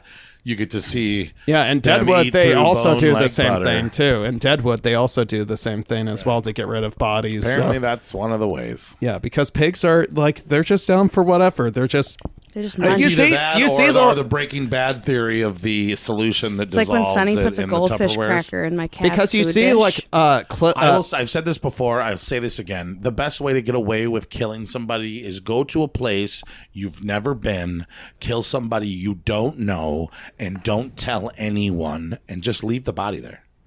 But if you have to kill somebody you know in a place that you've already been, feed it to pigs or dissolve it in acid. Mm-hmm. But yeah, there's a lot of like. Is that why you have pigs? I have one pig, and he's we need to get it out of here. Get it out of here. Get out of here. We're trying to record here. The part where Hannibal has Clarice's hair in the fridge. Yes. And then she handcuffs his hand to her hand, and he goes, "We're running out of time," and you think he's going to chop off Clarice's hand. But the gentleman loves her so much, he gives her a fucking kiss and chops off his own fucking hand. I knew someone who said that this movie made them horny, and I didn't get it the first time I watched it. This time, in the kitchen. This second watch. Tick-tock. Yeah. Clarice, don't think I won't chop your face off. I'll eat your face. Guess his zodiac sign. The actor or Hannibal? Hannibal. Hannibal would be a Scorpio. Nope. Aries. Nope. He's not a Virgo. Nope. Libra. Nope. Fucking Leo. Aquarius. Oh, I don't know. Isn't that silly? Silly? I don't know enough about that type of stuff to know. I like, know. I just threw that. No, that's interesting. Because, to know. like, I would have definitely pegged him as a Scorpio, though. I forget what's the He's too distinction silly. of Aquarius. He's silly. Yeah, he's a lot silly. sillier, He's and freaking- I would say he's he's no a lot Leatherface. like he literally says "okie dokie." That's what I'm saying. He's like, okie dokie. But he only when he's speaking to Clarice. Okay, I do like. That's like his daughter, dude. A Scorpio man even would a murderer Scorpio will talk to man his would daughter. never be like okie dokie. I feel like no, it's very explicitly no. I think there is The like relationship, the sexual and fatherness relationship he has with Clarice is different than Hannibal Lecter does not treat anyone else like that. yeah. Yeah. It's a special thing with Well, her. no, he full on kisses her on the lips, so I think it is a romantic like. It is Right, a but weird it sexual also thing. But Clarice looks at him as a father figure, I do believe. I think that she's I very think she likes conflicted. him too. Remember, she saved his fucking life. Yeah. Well, I think she's like very much like no. I've seen this no, movie. she's I've seen Pro this them movie getting one together time and a making long little time Hannibal ago. Lecter. That's what happens in the- Hannibal Starling. that's what happens in the original novel, and They do click up. yeah, they actually shot 3 different endings: one for the author, one for the producer, and one for that Ridley Scott For the director, yeah. Yeah, and Ridley Scott was like, no, that was the big point of contention with Jodie Foster was The that one she was called like, Hannibal's no, I don't. ending? I think that doesn't match That's with why the she character. wouldn't do that role. 'Cause she didn't There's wanna- so many reasons. Apparently, she also had she was shooting a film that she was able to get a certain actor or something. It was like super, it was like a book that I was reading in terms of like the production and stuff. And I was just like, I don't have enough. And how he was so mad about it. And Anthony was furious was that she pissed wasn't off. coming back. But he did say that, if someone could replace Jodie Foster, it could be Julianne Moore. And I think that she does do. She's great. Yeah, She's just not Jodie Foster. yeah, exactly. But that's like trying to replace Ellen Ripley or something. That's I actually think that Julianne Moore is more attractive in the role, but she just didn't catch that Spitfire Southern victim overcoming that Jodie Foster did. he was only touched on before, but like Ray Liotta plays a real piece of shit in this movie. Oh, yeah. And he really gets his comeuppance with him getting fed his own brain, essentially. There's a lot of people that suck in this movie. Mason and Gary Oldman's character, Ray Liotta's character. Yeah, pretty I much. love hate fucking Gary And then Oldman. the other cop that tried to catch Hannibal by himself, and then he Yeah. got chucked out the fucking... Gets his guts Yeah, he all had it spilled coming up. too, man. Yeah. Hannibal Lecter is the most decent male in this movie. If I was going to bang anybody, it would be Hannibal Lecter, hands down. Yeah, but then you would have to be super careful, being like, You'd have to okie dokie. Okie dokie, daddy. I will say this is the biggest box office success of all the films that we talk about today. But some people don't even treat it like a horror movie. Yeah, well, it's like there's Crime a lot of people thriller. that feel like, the only reason why Silence of the There's Lambs cannibalism won in it. It counts. initially was because of the fact that it might be classified as a thriller or what have you, with in relation to the whole And all the cops. all the cops and stuff, and it's pretty much I think it's still the only horror film that's won Best Picture at this, unless you count Parasite, which is sort of drama-ish. Yeah, I'm not sure about all that. I know about as much about that as you know about zodiac signs. Yeah. So Talking to me? No. You talking to me? But yeah, that's number 7, Hannibal. Shout out to Anthony Hopkins. Love you, Hannibal Lecter. One of the, and it would be arguable about one that's still yet to come, but I think the most iconic horror character of the year, Hannibal Lecter. Moving on to number 6. I know you had a awakening to this film, right? yeah, You I would watched it in say a special place in a special spot. legitimately, actually, yes, 100%. I watched number 6. Number 6 is Jason X. Jason X, Jason 10, Jason Goes to Space, a.k.a. the worst Jason movie ever. But I don't think so. But a lot of people say that. Yeah, I watched this at Rockfest. I brought on my laptop. I was like, okay, in my tent, I'll watch. He's doing work. He's doing savage horror work. Anthony. This is the first night that I'm at Rockfest ever. I'm going to watch this movie, and I'm drunk. I'm gonna watch this in my tent, and I had a good an time. absolute blast watching this stupid, dumb, shitty movie. It was so good. I was just like, this is so incompetently made, but I like it. Do you know if Nate loves this movie? Nate thinks it's the worst. Nate thinks it's the worst? The worst Friday the 13th movie of all time. No. Interesting. I think it's the second worst. I will say, funnily enough, when we put in our 2 lists, this was both of our number 6 as well, which and it's is number 6. Yeah, it's number 6 and 666 Sex. and Sex. sex. So, in Jason X, the plot is I just wrote down a sentence. Listen to the plot. In this movie, Jason gets frozen at Crystal Lake Research Facility because, of course, that lake would have a research facility, and ends up on a spaceship. Open up another camp? He ends up on a spaceship, and an android dresses like Trinity from the Matrix, and there are boobs. And that's the movie. She has no nipples. She has no nipples. They come off. They're like magnets. That's why Nate doesn't like the movie.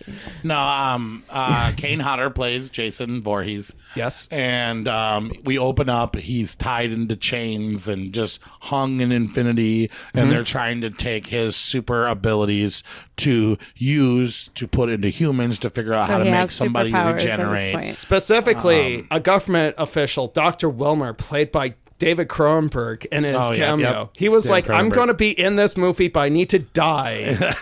The director, James Isaac, actually was a protege of David Cronenberg. Like, this is, once again, we have to make it cheap. We have to shoot in Canada.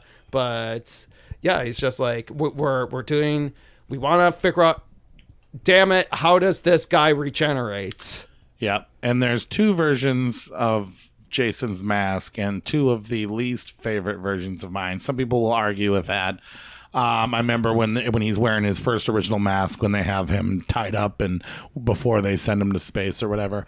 And they say, what's that on his face? And they're like, And they have these guesses and they go, oh, that is a hockey mask. And they go, what's hockey? And they go, hockey was outlawed and banned in America in 2024. Exactly. And so why did they send him to space?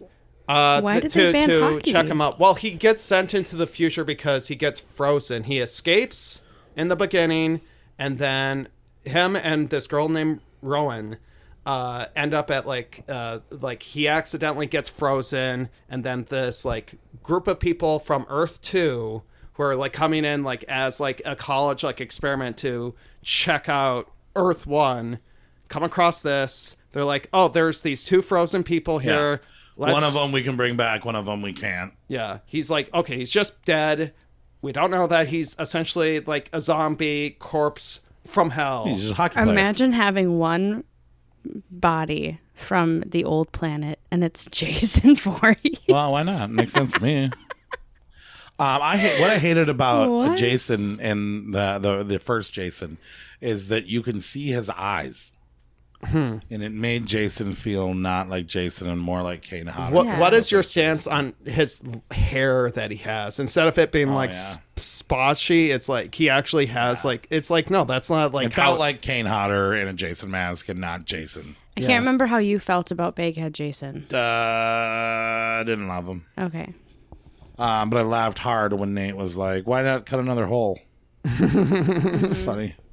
That's funny. Despite being a sci-fi garbage with terrible effects, this movie does truly have campy charm and plenty of horny teens to make it feel like a true Friday the 13th movie, which in some of the movies before it they started to forget. Or trying to ape off of like Nightmare on Elm Street, where they're like, okay, we need to put in like dream sequences and stuff, and this is like a lot more straightforward. Well, because Nightmare on Elm Street owns Jason at this point. Yeah, exactly. And this was their second attempt at trying to make a Friday the 13th film. Everybody loves that freeze face kill where Jason awakens. Yep. And the girl sends the two people that were supposed to be there with her off to go fuck. Yeah. And she gets face frozen in and liquid dry nitrogen. Ice, liquid nitrogen. Yeah. And then he smashes it. I remember I saw this movie in the movie theater and with my buddy Pat. And we left the movie theater very upset. But he did look at me and he goes, "Well, that frozen face kill made it worth it."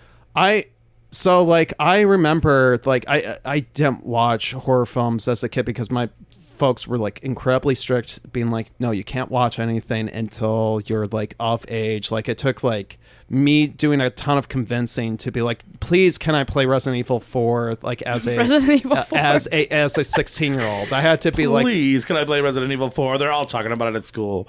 Yeah. Right? Pretty So, much. but I remember like at like crafts class that I had like a friend who was talking about this film in middle school and stuff, and just talking about how like talking about that death, talking about the magnet nipples that fall off, like just talking about like all the different things from this movie, and me being like, I need to see this movie so bad. Smuggle Do you me remember in, you guys. in the 1989 podcast where we were talking about Jason Takes Manhattan, and we were talking about how that one guy punched Jason all those times and how he gave one of the honest best attempts at trying to whoop Jason's ass? Well, we were wrong. Yep. Robo Cyborg chick literally shoots Jason into hamburger meat. And, but remember how the fate of that boxer's how he got his head knocked off? Yeah. What happens in this movie to the girl that whooped She Jason's also ass? gets her head knocked off. She gets her head knocked off. I But thought that luckily, was cool. she is like, I actually legitimately think Do she's you like, think she's the cutest girl in the movie? I think, yeah, she's like KM14. She's like adorable. She has huge expressive eyes. She has like a All the adorable. chicks are good looking in this movie, though. Yeah, there's But you go for the one without the nipples? yeah, I would go with the one without nipples if she's like entertaining and like, because like the main character is kind of like whatever. I kind of like, I was actually there's a podcast called Tracks of the Damned where it's just a guy doing audio commentary over film. So I listened to this one, and he was like of the opinion that yeah, he didn't really like the lead because she's just like kind of like doing a weird scolding Ellen Ripley thing, and that's all she's doing throughout the movie, and she's blinking a lot. I didn't really notice it when I initially watched it as a drunk,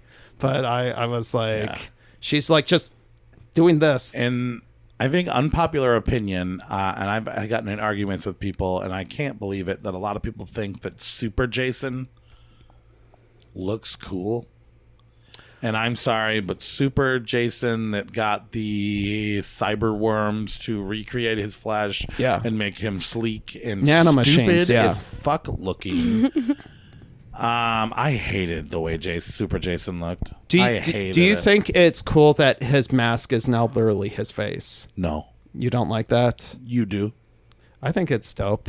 But yet again, a lot of people think Super Jason is cool. I do not think Super Jason is cool. They don't really utilize him really. It's like, oh, he kills an android. Like Super Shredder, sure. Super Jason, stupid. Super Jason is a stupid character. He killed the fuck out of those holograms. He killed the fuck out of those. Pause. What else? The kill when they send him out into space, and then the thing explodes, and he comes flying from the explosion through space. That was kind of cool. My hands down, that's Super Jason. He looks stupid, right? What the fuck? He looks so stupid. He's so. My favorite part I of the love movie him. is He's when they so do the stupid. Camp Crystal Lake, when they look up the simulator, and then there's the two hot chicks, and they're like, "Yeah, hey, we're just drunk and partying and naked, and we want to have sex." And We love premarital sex. And then he puts them in the sleeping bag and whacks them against the tree over and over and over again. That's from what, 7 was the one, the sleeping To bag keep them death. busy. 6 or is what you 7. said. Yeah, they did. They'd made a simulator of him killing teens and like they just distract him so he doesn't kill them, so he kills fake people for a while. Yeah. And then at the very end when he goes flying back down from space and literally lands out of all the places to land on Earth, that's Camp Crystal Lake, right? Well, this is Earth 2 now because Camp Crystal Lake on Earth 2. Okay, you're right. Most likely or something. But there is like that movie was all like, because I've heard somewhere that like pretty much the reason why they set it far off into the future versus space is so that they could still accommodate for Freddy versus Jason, because they've been trying to do that for like 15 years or so, right. And they've been like, okay, we need to make it so that like, even though why the fuck care about continuity for Friday the 13th for a franchise that's like by that stage? I don't know. Friday the 13th and Nightmare on Elm Street aren't as bad as others. Yeah. But it's one of those things where, like, yeah, they set it super far in advance so that they could try to accommodate. I could let it still be, yeah. Yeah. I still need to watch Freddy versus Jason. I don't know. You've never seen Freddy versus Jason? You don't even know who wins? I've never seen Freddy vs. Jason. I know pretty much what happens in it. I just haven't seen it yet. I just I'll put it on. I'll tell you what, the star is Kelly Rowland from Destiny's Child. She. I will. That's a joke. I will put on this year's Hooptober, which the rules for that should be coming up in like 5 weeks now. So I'll be doing that pretty soon. All right, moving into our top half of our top 10. Anthony, number 5. Number 5, if I can get this frickin' thing separated. People are dying. Number 5 is Pulse by Kiyoshi Kurosawa, who also did Sweet Home and Cure. And the best way to describe this movie is that ghosts invade the world of the living through the internet. Yeah? Yeah. And that describes it very succinctly. I'll give you my notes. Go ahead. A lot of people in this year were big on the internet. There was Horror Vision. There was How to Make a Monster.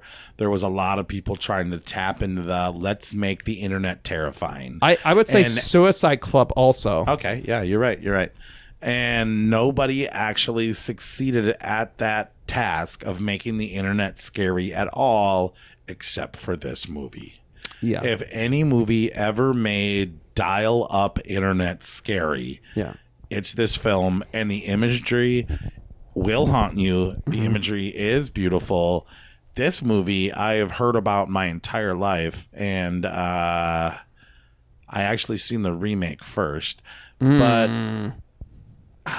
it's a little overhyped, but this does get the credit of the year. The world needed a horror internet movie, and this is the best one, and they succeeded at that, and I gotta give it super mad props for that. The actors did pretty good. It's a little confusing. Yeah. It's a little hard to understand.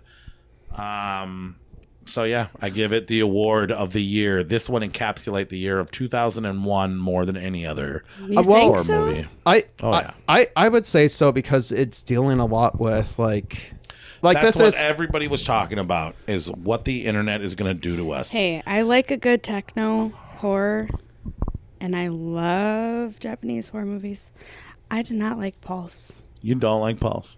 Don't like Pulse. Interesting. It was my number 10. It was his number 2. Mm-hmm.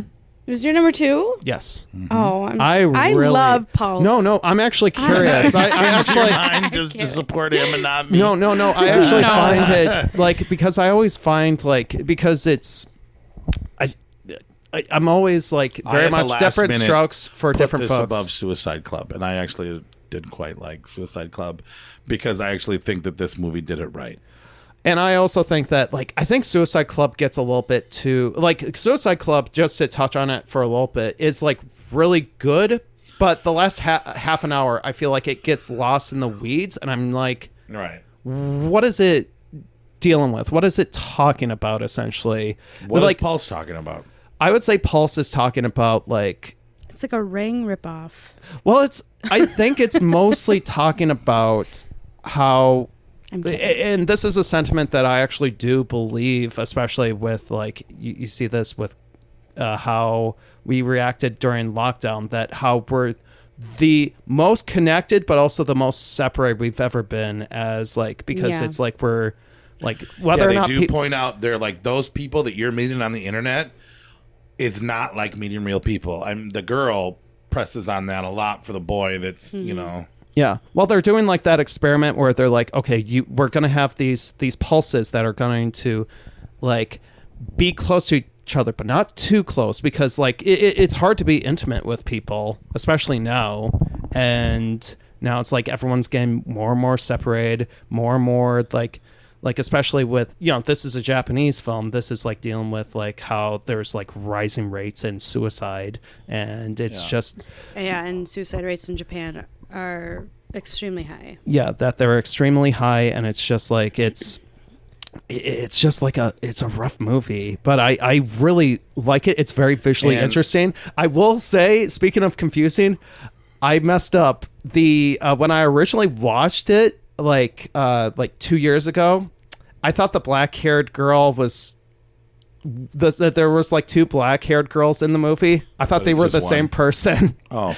And it wasn't until the very end that I was like, that you realize, oh, oops. Like when the guy who's constantly wearing like the weird, like the economics kid, because pretty much what's going on is it's like two separate storylines are being shown at the same time. Yeah. It's like people that are working at this. They are, without warning, switching characters constantly, and it's already hard to follow, and that makes it harder. Yeah, well, you know, it's a Japanese film, so you have to like, and it's like you got these people working at this. They use the best camera though, compared to other Japanese films. The sleek look and the cinematography, cinematography is amazing. Beats any of the Japanese movies. Kiyoshi Kurosawa is a director who really likes to put his camera in weird spots too, that are very like, he'll put it behind counters. He'll have like these wide shots where it's just like, you know, he's just keeping the camera stationed. Like Intruder.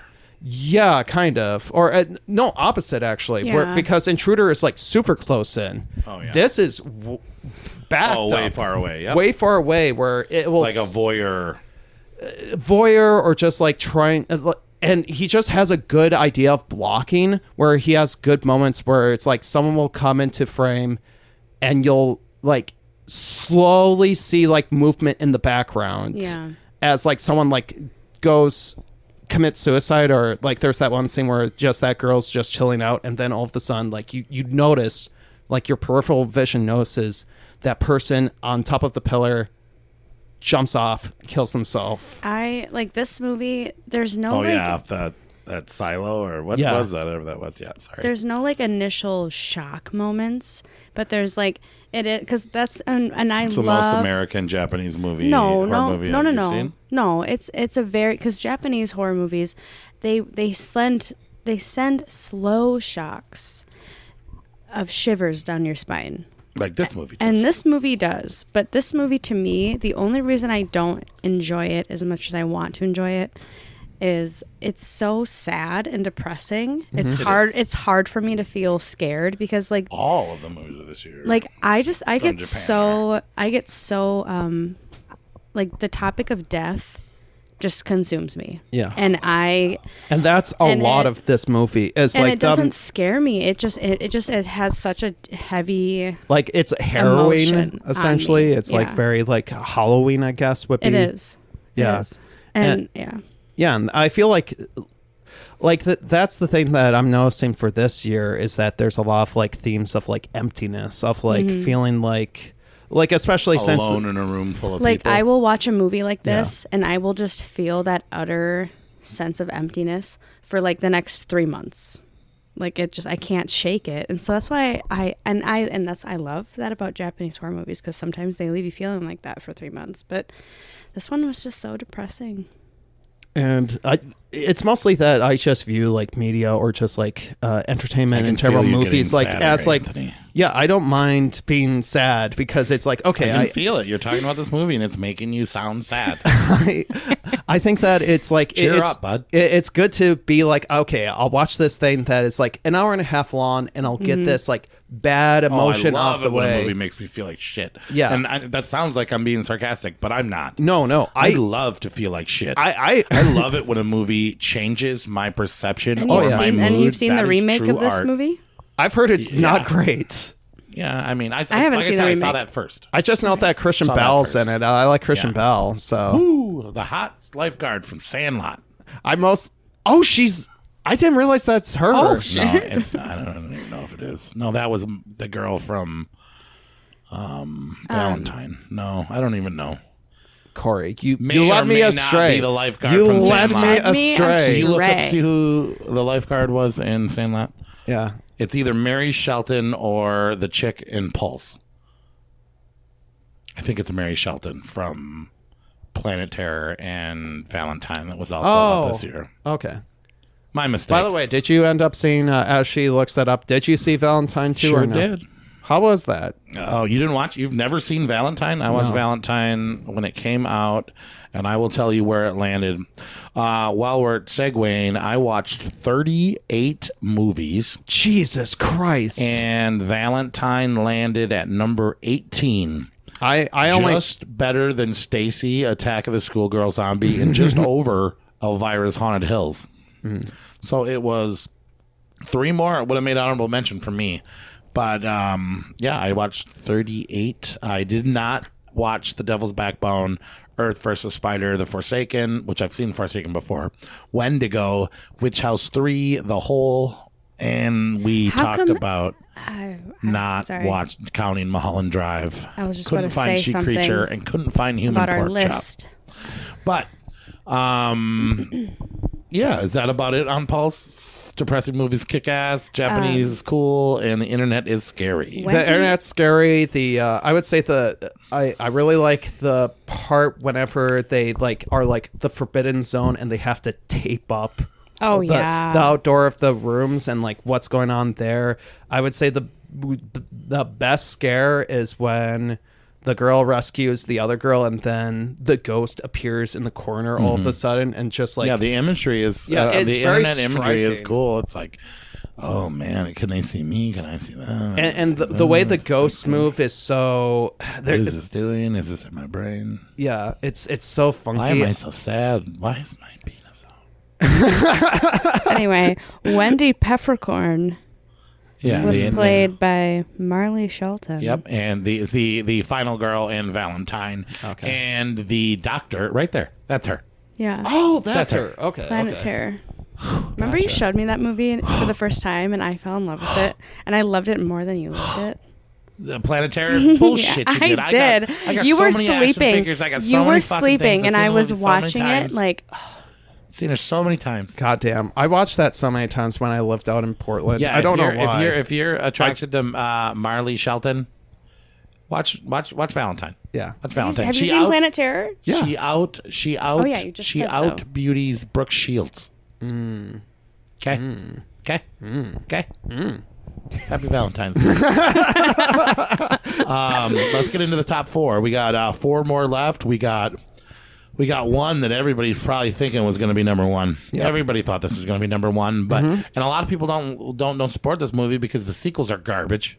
Okay, and the director's kind of garbage. Who wants to say it? Why don't you say it, Victoria? Number 4. This is one of my favorite movies growing up. Jeepers Peepers. What? That's not the way it is. He was a jeeper. He was a creepers peepers. Is what he was. Peepers Keepers. Finders No, a Jeepers. lot of people will ban this movie and not Jeepers count this movie because Creepers. the director, and I don't want to talk shit. And I honestly, I will watch art. Everybody and already separate knows who made the movie. Everybody already knows But I'm about saying the guy was convicted of child molestation. Yes, He yeah. filmed it. Shitty he guy. was caught on a bunch of things. So a lot of people don't support him, and I don't support him either. But I do support Justin Long, and I do support character creation. And there's a lot of people that made this film. Yeah. and good art. We can say how great this movie is, and we can say Without- fuck the director. Exactly. and that's fine. Yep. Well, actually, here's a question. I heard from Rum Review that they kind of viewed like this is weird therapy for him, where it's almost like he's kind of viewing like that weird fucked up part of him as the creeper, because it is like a thing that has to feast every 27 years. He was using his own sick inspiration as the creation of the creeper. Yeah, that's like one theory that I've heard in like one review, essentially, just on Letterboxd or whatever. Sure. And I don't know if you guys take any credence to that or not, or if that seems like that would make sense to you guys. I think it does make sense. Yeah. It does make sense, but there's also so many like lores of like every so many years. You know what I mean? Yeah. We should probably explain what the plot is, even though everyone's seen this. The most famous horror movie in America of 2001, big deal. Mm-hmm. Everybody saw it. Everyone's seen the poster. Everybody saw it. Jeepers Creepers. It's a story about a brother and sister on their way home from college who take the back roads over the main roads to enjoy themselves and get some talk when they see a scary, creepy old truck dump a body down a sewer hole. Yeah. Down a sewer hole next to a investigate and church. And now the creeper, who I've heard a theory that the creeper is the same kind of monster that Pennywise is. Okay. Yes. And but I don't think that's true. But and so they investigate. Justin Long's horror career was started in this film. He plays Derry. The creeper gets his smell. He wants his eyes. The creeper's after these brother and sister as they run for their lives. Trying to keep the boys' eyes. Run for their lives while they're trying to keep the boys' eyes. And it is a really fun movie. In fact, the beginning of this movie, I actually do cherish as a horror film. I remember seeing it for the first time. I watched it again. I love it. I do think the second half of this movie bores a bit. And I do think that the song is stupid. It's Jeepers, Creepers, how did you get those peepers? I was literally this little kid, and I'd walk around and sing that song. Where'd you get those eyes? Which I don't think that song was made before the movie, though, right? Oh, yeah, way before. So it was like in the 30s. Jonathan Breck, and this was something that I loved as a kid. There's at one point where you see the man who plays Jeepers Creepers. The man who plays the creeper? The man who plays the creeper. Okay. He appears in the movie as a policeman. Oh, yeah. With no makeup on. Yeah. And I was like, heard that too. Those eyes. I recognize those eyes. Where'd you get those eyes? So I will say I love the dynamic between the brother and sister. I think they're really awesome together, and I really think they did do a great job. But I actually didn't like either of the characters. They could have both died. You don't like Derry? I didn't give a fuck. You didn't like Trish either? I was actually kind of hoping that both of them would die. I didn't really like Trish, but I love Derry. He was like a little baby puppy. I don't even do my laundry. I don't like Justin Long in any movies, though, but I like Justin Long. Yeah. I think that he plays a convincing, annoying character. So I feel like, he does it well. Yep. I actually don't mind, continuing to hate characters. Like that. Who wins in a fight between Hannibal Lecter and the Creeper? The Creeper wins. So one is smarter, but I'm taking Hannibal Lecter. You're taking Hannibal Lecter. It's up to you. Who wins in a fight? I still say Creeper. I say the Creeper would probably win because he's but that I would pay cash money for that comic. Celebrity for that deathmatch. The Creeper versus Hannibal Lecter. Hell yeah! I ate his wings with some fava beans. Yes. Well, the Creeper's one line in the movie was cut. What was from the film? Line? I don't know. It was cut from the film. I could probably Google it. It was probably something very inappropriate. But yeah, I think everybody's seen this movie. If you haven't seen this movie, you're weird. I really like fucking terribly young, or the sequels. Ugh. Or you're being a weirdo prude. To be fair, I was also like, do I really want to watch this movie? Do I want to support this movie? Do I want to? Yeah, but then I was like, okay, I'll just money? Yeah. He only spent 15 months. That's crazy, especially since the movie that he made, Clown House. And the person that he did that to was actually a child that worked for him. Yeah, exactly. And now apparently I haven't seen Clown House, the movie that I haven't seen that either. Yeah, and apparently it's like the distributor is like, we're What not. did he say? His one line was, she don't smell too good. I'm glad they cut it. Yeah. I'm glad they cut it. They couldn't find anything of Trish that he wanted on his body. She He just don't wanted just some smell long too eyes. good. Pretty eyes. Should we move on? I just wanted to say that one of the lines from there was, I think Derry calls what he finds like the lair of the creeper as a psycho version of the Sistine Chapel, which is pretty, which is a pretty good line. Well, and then I mean, when he goes down the sewer hole and then the walls are made out of human bodies, it's kind of cool. Yeah. Getting in the thick of it. This is the top 3. I thought for sure Jeepers was going to win this. I didn't think this year was going to be great, but I got to say all 3 of these movies are must-see films. Classics. Must-see, beautiful movies. And may I say? May you say? Not from America. Not from foreign horror. This one is from where? France. Number 3, Trouble Every Day. Vince Gallo. I wrote down looking at Vince Gallo as a snack. Yeah. I don't know why. I actually had a sexual thing about him in my notes too. Let me look. It just says Vince Gallo heart. So this is a story. The realest looking, blood drinking, human devouring scene I've ever seen in my life.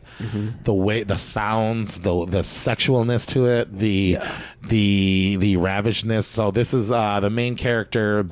Beatrice is her name, right? I think that's the actress. Her name is like Core. Core in the movie, but Beatrice is the actor's name. Yes. She is also in a movie called Inside about a woman who tries to rip a baby out of a pregnant person's body, and she did a great performance in that film. Yeah. And in this film, oh my God, in the teeth on this actor, and to give her a role of a human devouring cannibal, perfect. So sexual, so hot, so cool. Yeah. I believed every second that she was the creature that she did. Yeah. This is more of a drama, romance. You said that it reminded you a lot of Bones and All. Yes, and Possession. Possession. Mix them That's together. the one. That's that what I was one thinking meets of. the other one. It's a fusion dance of Possession and Bones and All. And I think this movie is better than Bones and All, though, by a far shot. Okay. What else are my notes saying? Vince Gallo, heart, girl from inside, such a beauty. Those teeth, slow, artsy drama. Yeah. Usually this type of hipster shit I would frown upon, but no. Not this time. No. The way she wears that white dress. Why is she always wearing white? So that the red pops. Oh, God. When she walks down the red steps pops. after she eats that guy in the way like a fucking wild animal. Yeah. I burned the pizza. Yeah. I did burn the pizza when I watched this movie too. So you know that it was good. Yeah. They were sexy cannibals before cannibalism was sexy. Okay. Didn't you say that in I burned the another pizza, episode once? The amazing end that I think Bones and All literally took notes from. Hands down, amazing movie. I don't even want to talk about it too much, but watch this movie. You will be surprised. And it's part English. Because they are an English couple. So like the idea is that there's Beatrice who plays the cannibal, and then there is a guy who's obsessed who comes from America with his wife. Yeah, well, it's and an they're American here couple, for their honeymoon, but he's just leaving his wife behind at the hotel while he's trying to track down this woman that he's obsessed with, that it's also hinted at also has the same condition. He's constantly having these incredibly lurid, fucked up visions of blood, of just and you don't find that until the end that they're similar. Yeah. But yeah, it's a very uncomfortable movie. It's very there's a lot hot. It's very, you see wet. a lot of you see the full female form throughout this entire movie, and it's like there's a lot of white that pops that then like with he's going to like these scientists with like the white lab coats. He's at a hotel with the white sheets, and then it's contrasted with all the blood that are in with that scene. That her scene when she's feasting on that guy that's intruding, it's like fucking intense. Who's hotter, the cannibal with the teeth or Vince Gallo's girlfriend? Vince Gallo. Well, we have already kind of. Yeah. She is like that. So June or the cannibal? Core or June? Yeah. I would say Core. probably. Ooh, actually, June is very like innocent looking, whereas Core is legitimately dangerous looking because she is dangerous. She looks like the devil. Yeah, and you're like, I want some of that action, I suppose. You know what? Let's. Who are you picking?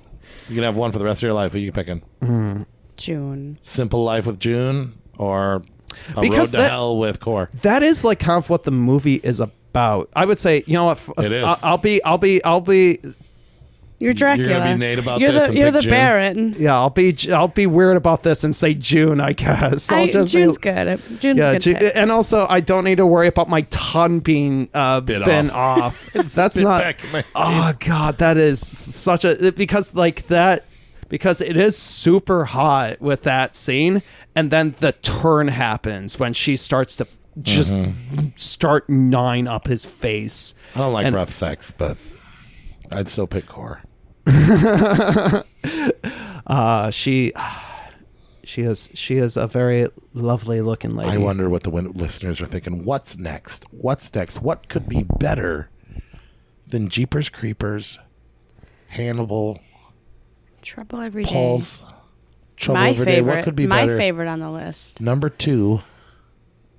Ichi the Killer. Ichi the Killer. You've all heard about it. You maybe never seen it. Everybody said this is the most gruesome, the most vile, It's pretty gross. the most twisted Japanese horror ever fucking made, and all that hype. Ichi the It's true. Killer. It's true. It's what if the Yakuza had Cenobites? So now everybody looked at the cover. You're seeing a guy, Katahara. Yeah, Katahara. Katahara.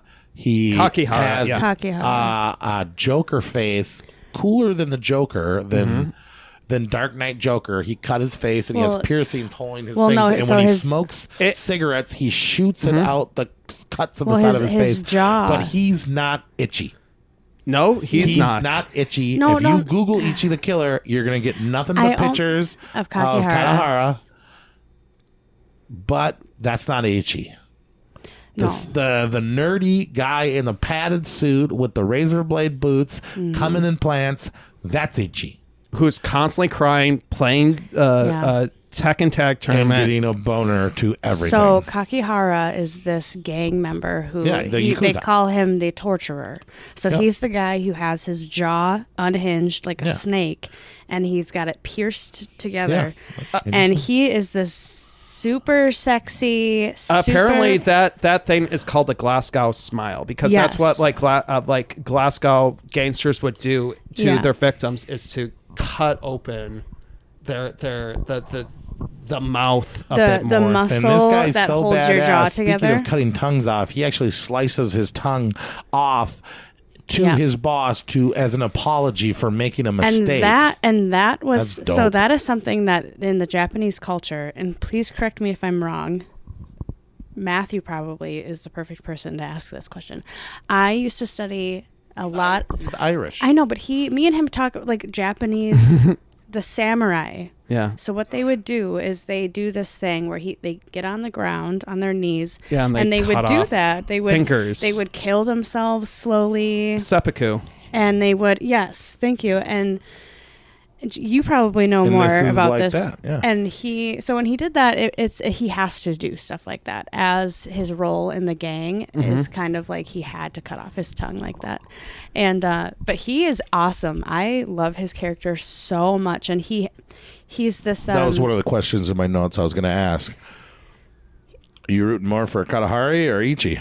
I would say because like Ichi is such a fucking loser. He is. So I don't like Ichi either. He is such a because like he's like, yeah, I'm gonna kill all these bad guys because and then like he turns around, he's like he kills he's killing these yakuza, and then he's like, oh, I also want to do the horrific stuff too because that's like because it gives him a boner because he was traumatized as a child. Yeah. Well, yeah. Well, he was traumatized as a child. He's being influenced by this other guy named, give me a second, Gigi, who's like coming in to be like, I want to rip apart the Yakuza underworld. I want to get all of them riled up and just murder each other. Yeah. And so I'm going to manipulate everyone and come in and just make it where I can almost direct Kakihari to accidentally be like torturing the wrong dudes. I'll be like, oh, this guy knows where your dead boss is. Just do your thing. And his thing is, oh yeah, I'm gonna just hang this guy by the back with meat hooks. Yeah. Which apparently took 12 hours of makeup effects and to 12 hours to shoot. It's just like crazy. It's just like that scene is nuts. The visual effects person was Misako Saka. Yeah, and they did an awesome job with that. This is directed by Takashi Miike. This is his one of 3 films he came up with this year, and all 3 of them are fucking nuts. All 3 Visitor movies. Q, Suicide Club, and that's Shino Sono. Visitor Q, Happiness of Katakuris, and Ichi the Killer. Yep, exactly. And so Ichi kills people. He has a blade at the bottom of his shoe, and he does these crazy killer kicks that are slicing people in half. And most of the gore is very good and looks very cool. And the way that the blood spurts is very cool, except for the first kill where he cuts that guy in the half, and there's that super CGI slice in half, which I wasn't that. I'm glad at least like once it falls to the ground, they do actually have like the body there. But that's like that moment in particular because he kills that dude. He's like this pimp. The movie starts off with, if you don't like sexual violence, don't watch this movie. Yeah, don't. This is like, I would say this, and also I would say Trouble Every Day. If you don't like sexual violence, I would say they're both kind of like. I think that they're different. Yeah, they're very different. It's very interesting that we have those 2 together because they're like, they're both like extreme movies, but one is more the French and the Japanese. Yeah, the Japanese, and this film is like, it starts off with like. This pimp like attacking one of his sex workers and like beating the living shit. Yeah, beating the shit out of her wife, and Ichi sits there and. Ichi was going to save her, but Ichi, he that's came his instead. weakness because and he then gets turned on by sexual violence. The movie depicts the semen, which is actual real semen, which and is real. And then the title pops up, and that is very much like, okay, we're going to prepare you. This is like, if you are not prepared for this movie, then you should bounce out. This is our warning. This is what the rest of the movie is like. It's just gonna be an absolute orgy of violence. And there's I think 4 huge scenes. That being the one of the scenes. Another scene is when they put those girls in the bags and they sing their rock song. Oh, that's Suicide Club. Oh, is it? Yeah. Did I fucking mix them up? Yeah. Though it does feel one like of 3 really good movie things. When Kakihari gets punched in the face and retracts his mouth open and eats a fist. Yep. So Kakihara is having this fight with somebody, and he's like, "Go ahead, punch me." Yeah. I love it. And he swallows. And the guy dude's punches him in the face. Kakihara catches his hand with his mouth. Because it should be pointed out that Kakihara is like, he's a sadomasochist, but more on the masochist loves side. to be hurt. Yeah. He gets Yes. turned on by people being able to inflict pain. So on with him. his training is he's like, I don't feel bad about torturing people because I think about how good it makes me feel versus Yeah, and that's the partially pain. the reason why he's like really invested to find his Yakuza boss find- because he is the only guy that can actually properly inflict pain on him. Right. Like there's this English speaking Chinese prostitute that tries to do it. She's like totally down for Alien it. She's- Sun. Are you Yeah. talking about Karen? Yeah, that she's like super down for it. She's like turned on by like this crazy psycho, and Yeah. she's trying everything. And it's just like, yeah, you're not doing it for me. She's what was got the him, like, deal wrapped with the up in random chains. English by the one girl? She was just going back and forth. I think it was So just a she- stylistic thing. So it's her character. So she's Singaporean. And so she... She likes to speak.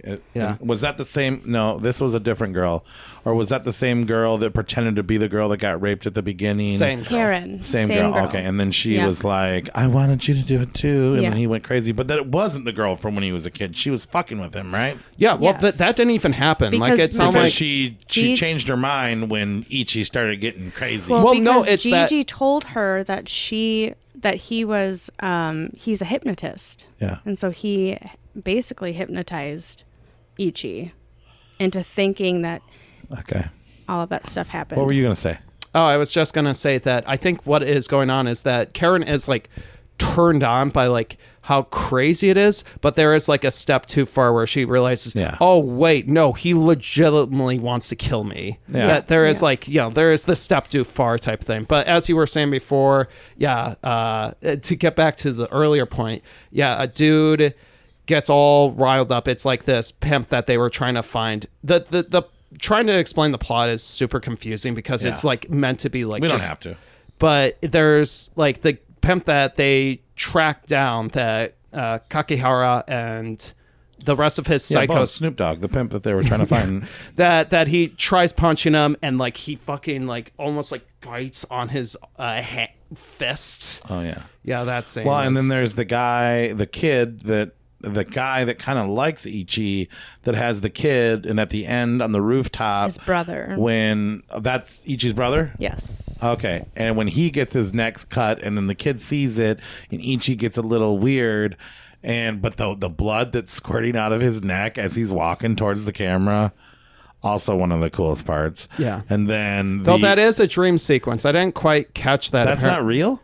Yeah, that part doesn't. Or No, wait, that's is it real. It's a real part. Okay. I'm Because thinking then of right after, then he gets upset, and then he gets Kakahari, and then Kakahari gets kicked off the building, and as he's falling down So- in the building, he goes, "This is so awesome!" So my favorite part in the entire movie is when Kakihara's like, "You're still coming at me," and then he's like, "This is fucking awesome," and then Ichi's trying so hard to kill him, and then Ichi ends up on the ground sobbing, and Kakihara's like, "Come on, man, who the fuck's gonna kill me now? Like, who's gonna torture me now? Get up, dude. He is so You're pathetic." disappointed. And then he takes his little picks that he has, and he pokes himself through his eardrums, Kakihara, and he sits down and he pokes his ears. Kakihara is cooler And than I was Ichi. watching Oh, yeah, that scene. 100%. Like, this That's why I made guy the cover. is insane. And I was so like, I don't care about anything else besides this guy right now. And he's like poking himself, and then he stops. That's suddenly where Hanzo got his haircut idea. You watched Ichi, I think. when he like he realizes he can't hear anything, so he like looks around because he just poked his eardrums, and he sees Ichi Yeah. get up, kid's dead, and then Ichi's walking over to him, and he's like, "Oh fuck," and then he falls off the building. So he's imagining all of, so like after he pokes himself, so what, because like he falls down, like Ichi rushes on over in his dream, he rushes over and kicks him in the head and slices. Yep, right in the And middle of That's the a head. dream? Yeah, because when he falls down, he doesn't have that cut. Like the Yeah. guy checks his head because like it's Gee. kind of indicated. Yeah, I do remember that. It's indicated that the kid that is just kicking Ichi while he's just crying on the ground because His Ichi's dad? such a Did it? fucking loser. He's the one that kills Gigi. He's the guy that You puts mean Kakahari? uh, Isn't Gigi his dad, the kid? Gigi is that buff ass hypnotist Oh, the guy. guy who takes off his clothes and he has a big bite. We didn't say that. That was a fake body. That wasn't his body. It was That a was fake his body, body. but it's such a funny like point. trainer. Yeah, okay. Yeah. But he dies at the very, very end. Like there's that scene where there's like Yeah, I remember that. it on the tree and stuff. It's all I'll say Anyways, is yeah. this movie is If nuts you haven't seen as Ichi the shit. Killer, and you even if you hate subtitles, you have to watch this before you die. Cool characters. You're going to be so left out if people start talking about Cool Ichi the Killer, characters. and you don't know what I'm talking Disgusting about. blood, disgusting violence. Awesome drip But- on Kakihara's part. He's constantly wearing these cool ass suits. I'm obsessed Oh, yeah. with Kakihara. He's cool. Japanese horror at its best. All right, our number one. Number one. Movie Should we you've say this probably never together? Seen, never heard of. Yeah.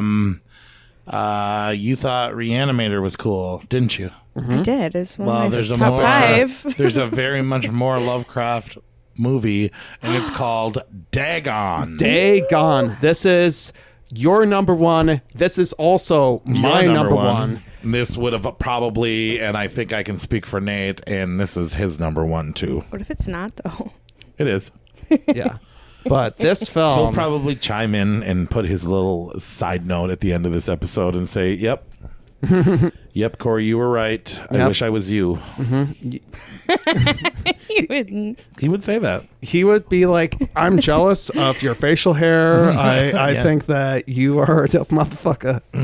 Tough motherfucker. Okay, why is this movie so good, Anthony? Why is this movie so good? I would say, I brought it up before. This movie gives me massive You took too long. This movie is so good because of super hot, naked, evil mermaids. That's not too bad of a reason. I was going to say because this reminds me I was of... stuck by the first scene when he's having the dream when this super nerd version of Ash Williams is on a boat with an old computer and his girlfriend chucks his computer off. They get capsized in a thing, but this guy's having dreams about the hottest naked mermaid in the world with monster teeth.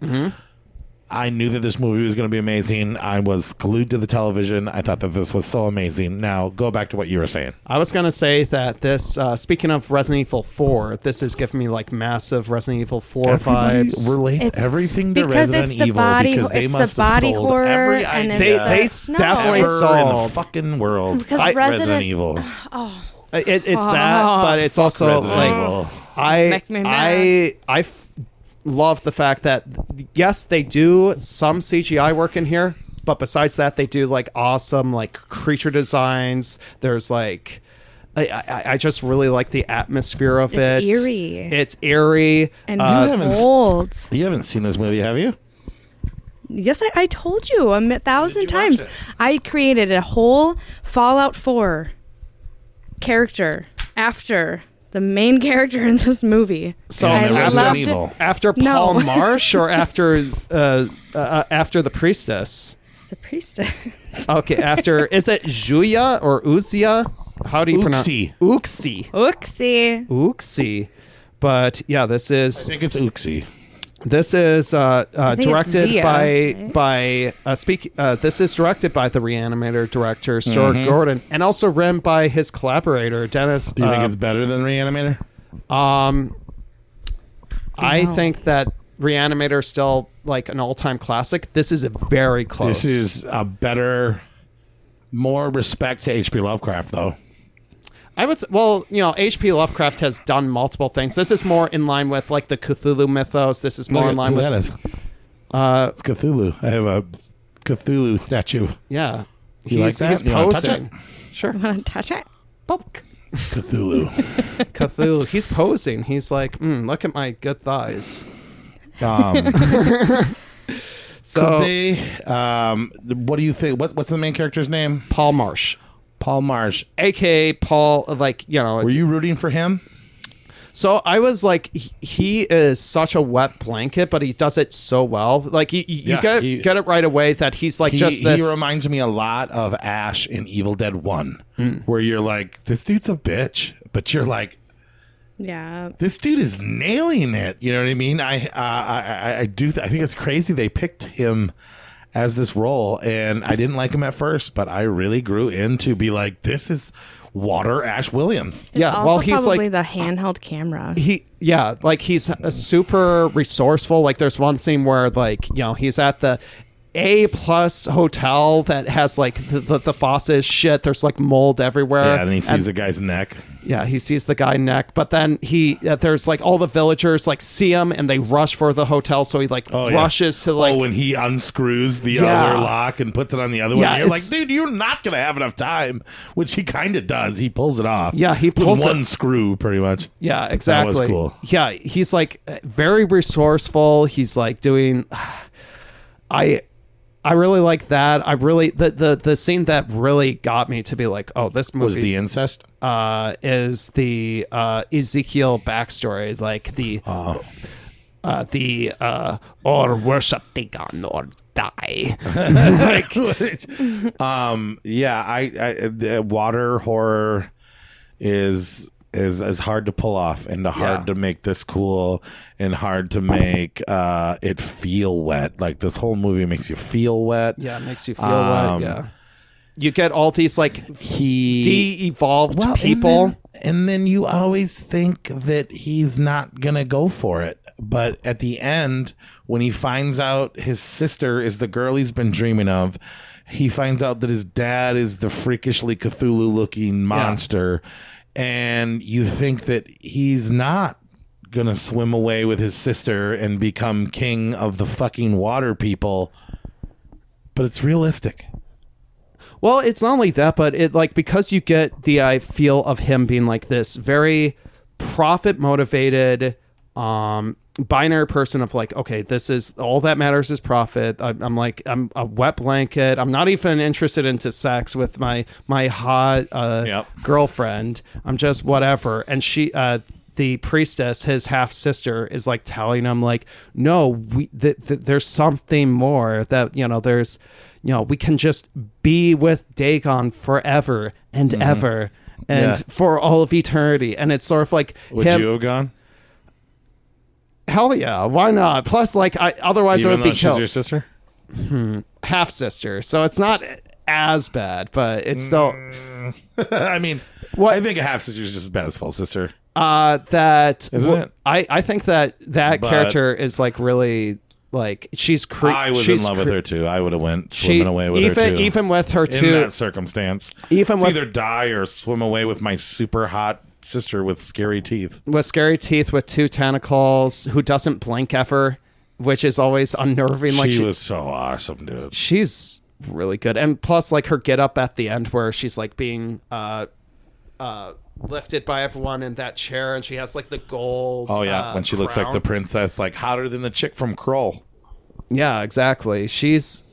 And this movie feels more like a early 90s 80s film too, and that was one thing where it really kind of captured that essence of that, where I really feel like this movie wasn't made in 2001. It feels older. It feels older. I wonder if that's the reason why it's not as well regarded, because it's like on like IMDb, it's like what is it, like 6.0 or something? It's like it's got a reasonably high.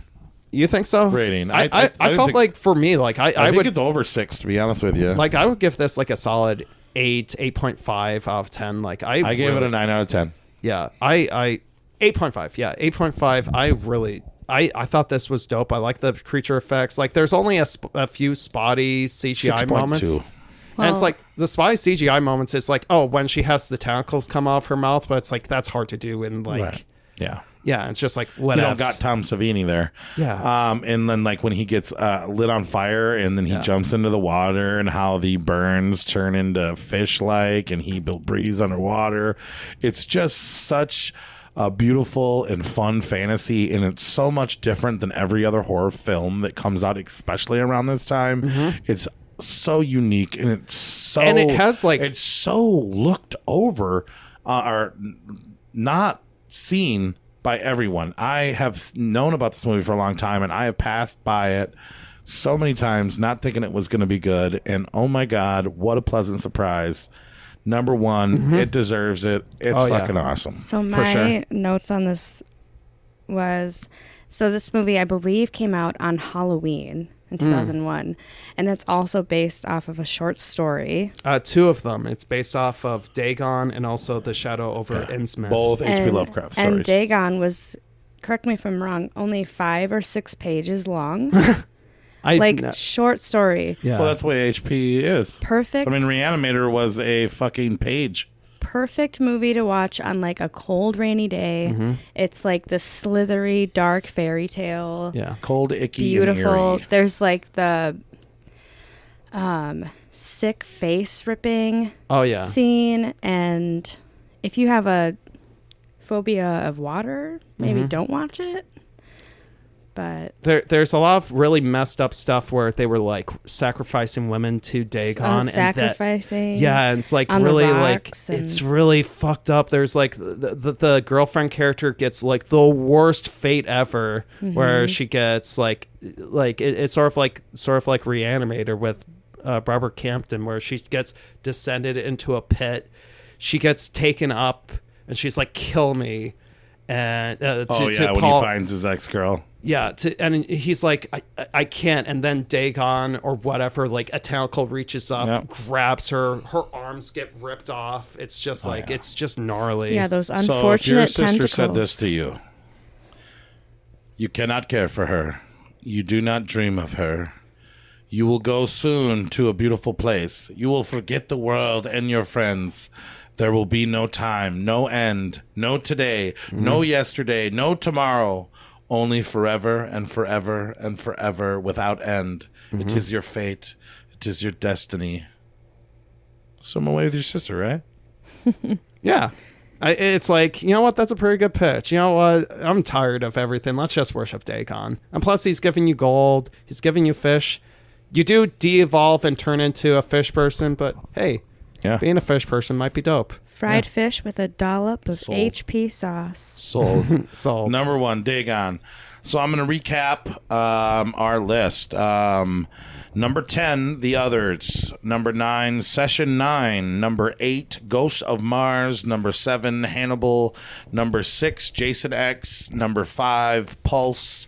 Number 4, Jeepers Creepers. Number 3, Trouble Every Day. Number 2, Ichi the Killer. And number 1, Dagon. I'm just gonna ramble off a couple of movies that didn't make it. If you were hoping that they were gonna make it, and I'm gonna say sorry, it sucker. just didn't make it. Joyride. Yeah, Joyride I enjoyed quite Good a movie, bit. Yeah. didn't make it. Visitor Q, too hard to find. Had to watch recaps. Elvira's Haunted Hills. Fun. Valentine. First Elvira film I've ever seen.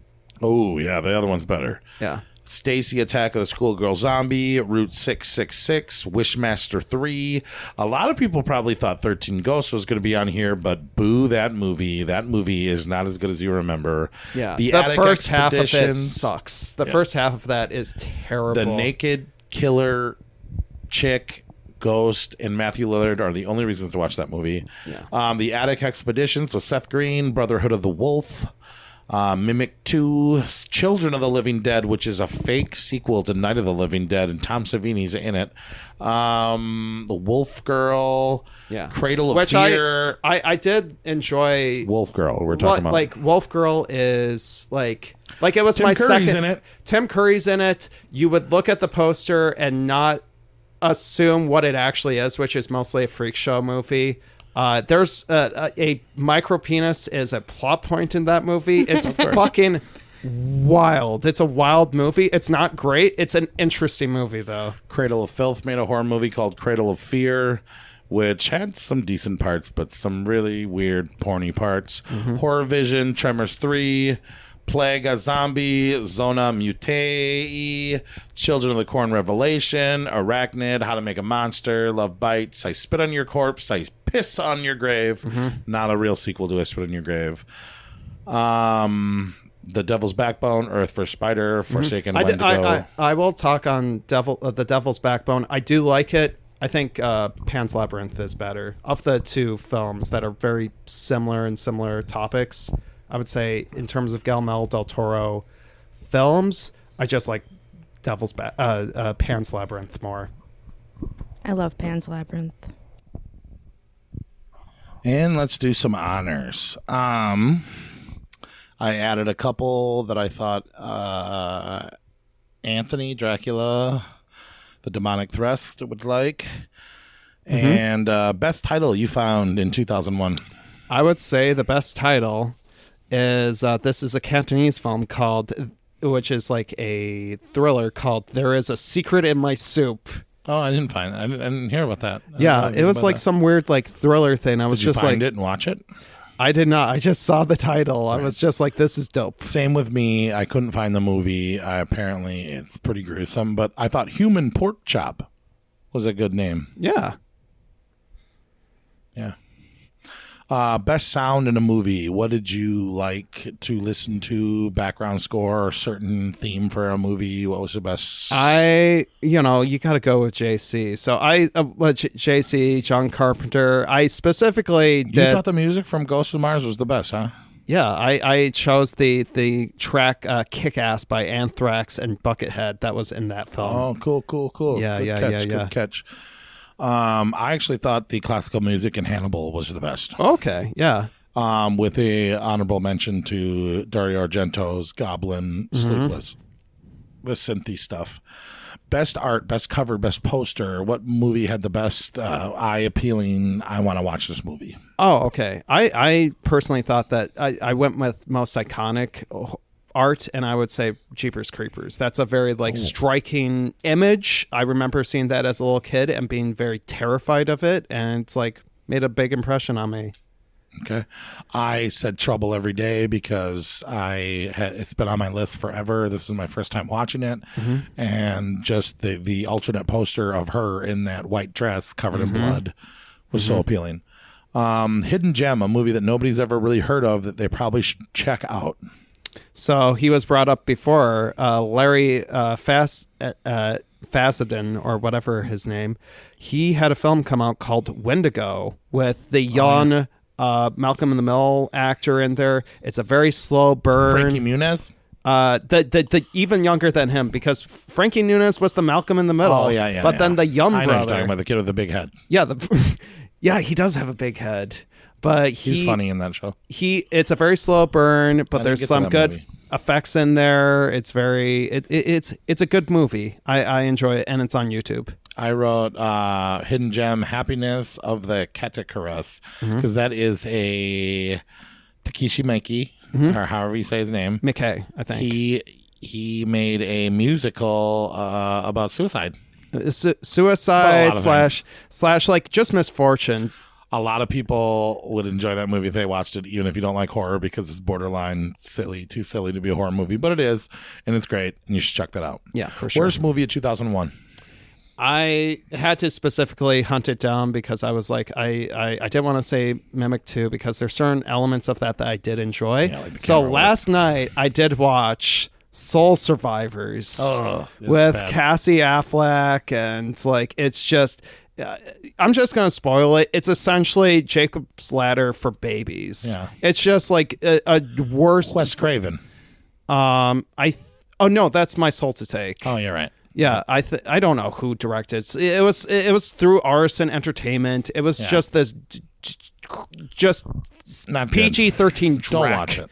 It's Drek. Eliza Don't watch Dushku. It. Yeah, she plays the best friend who instead of like the Jacob Ladder thing of like, oh, she's fucking like the weird devil thing. It's, oh, she's making up with a girl. Isn't that crazy? And it's like, what is this junk movie? Yeah, I had Final Stab, David Duchovny from Full Moon, put out some Scream wannabe trash. Oh, okay. That is like a thing that I should have brought up before, is that this is probably like around the era where like the Scream ripoffs are dying out.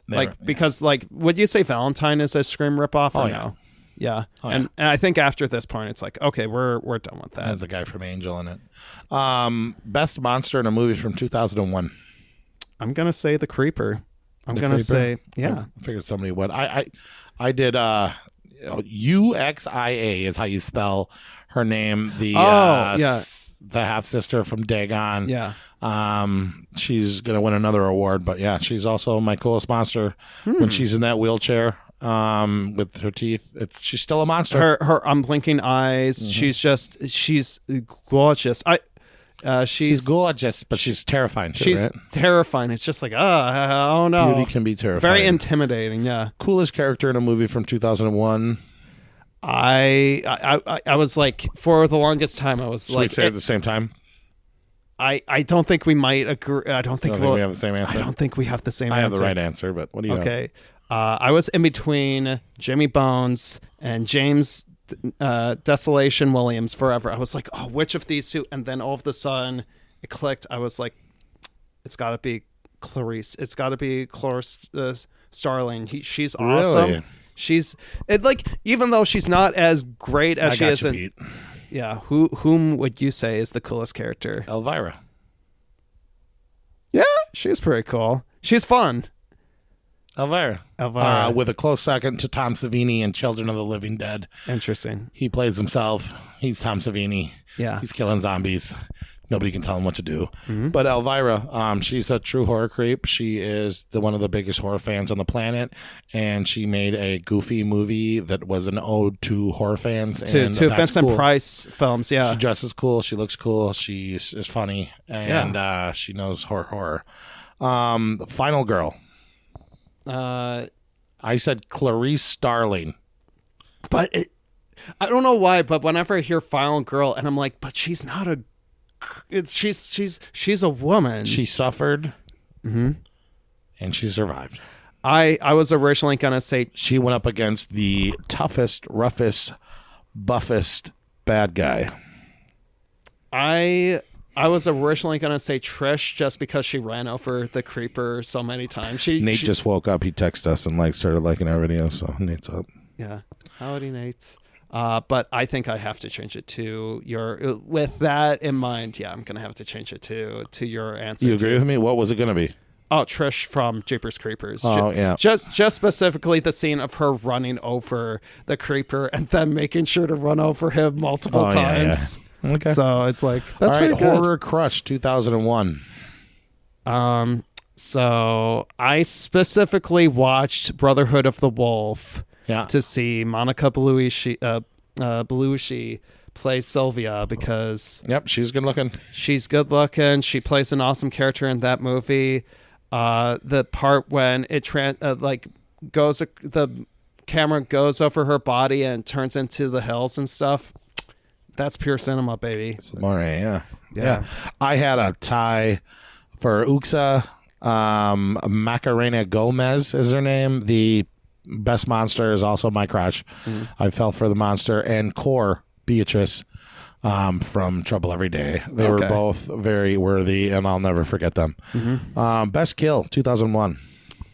I went iconic, and I went with the one that remember being told about in middle school. Liquid nitrogen death from Jason X. Okay. Good answer. I did when Ichi kills Kakahari, even though it was imagination. As big when he as he fall down. I love this. I love this. So great. Oh man, what a savage scene from 2001. I will give the fun answer, which I would say the Suzuki being hung by meat hooks from Ichi the Killer. Okay. The Yakuza guy being hung by the back. The not fun one was the end feast scene of Trouble Every Day. The very rapey one that Vincent Gallo commits and eats up that woman in a not great spot. And sure. It's just It was pretty savage. It was rough. I had the group train suicide in Suicide Club where all the girls jump, and then as the train's coming, they all hold hands, smile, and jump in front of the bus and get grinded up and splatter everyone and like a penny underneath a train. Yeah. If you had an award for best opening, that's the one. Yeah. Yeah, that's the one from Suicide Really Club. quick, Nate says best award for speaking Italian in a pig mask goes to Anthony. He's off to Italy.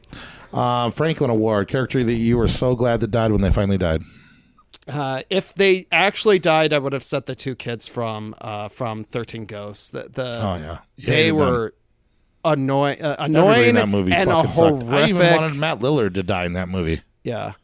I hated those two, but they didn't die. So I stuck with Detective Lupovich from Bones, the guy who kills. Oh yeah, Jimmy Bones. he sucks. He sucks. He's sleazing on the girl from Ginger Snaps. Like he's just like, yo, your daughter's looking good, and he's just this fucking slime ball. Just like he gets beheaded. I'm like, finally, this guy gets his comeuppance. I had Gary Oldman as Mason and Hannibal. I was happy when it was so satisfying. I wanted him to die. Fuck him.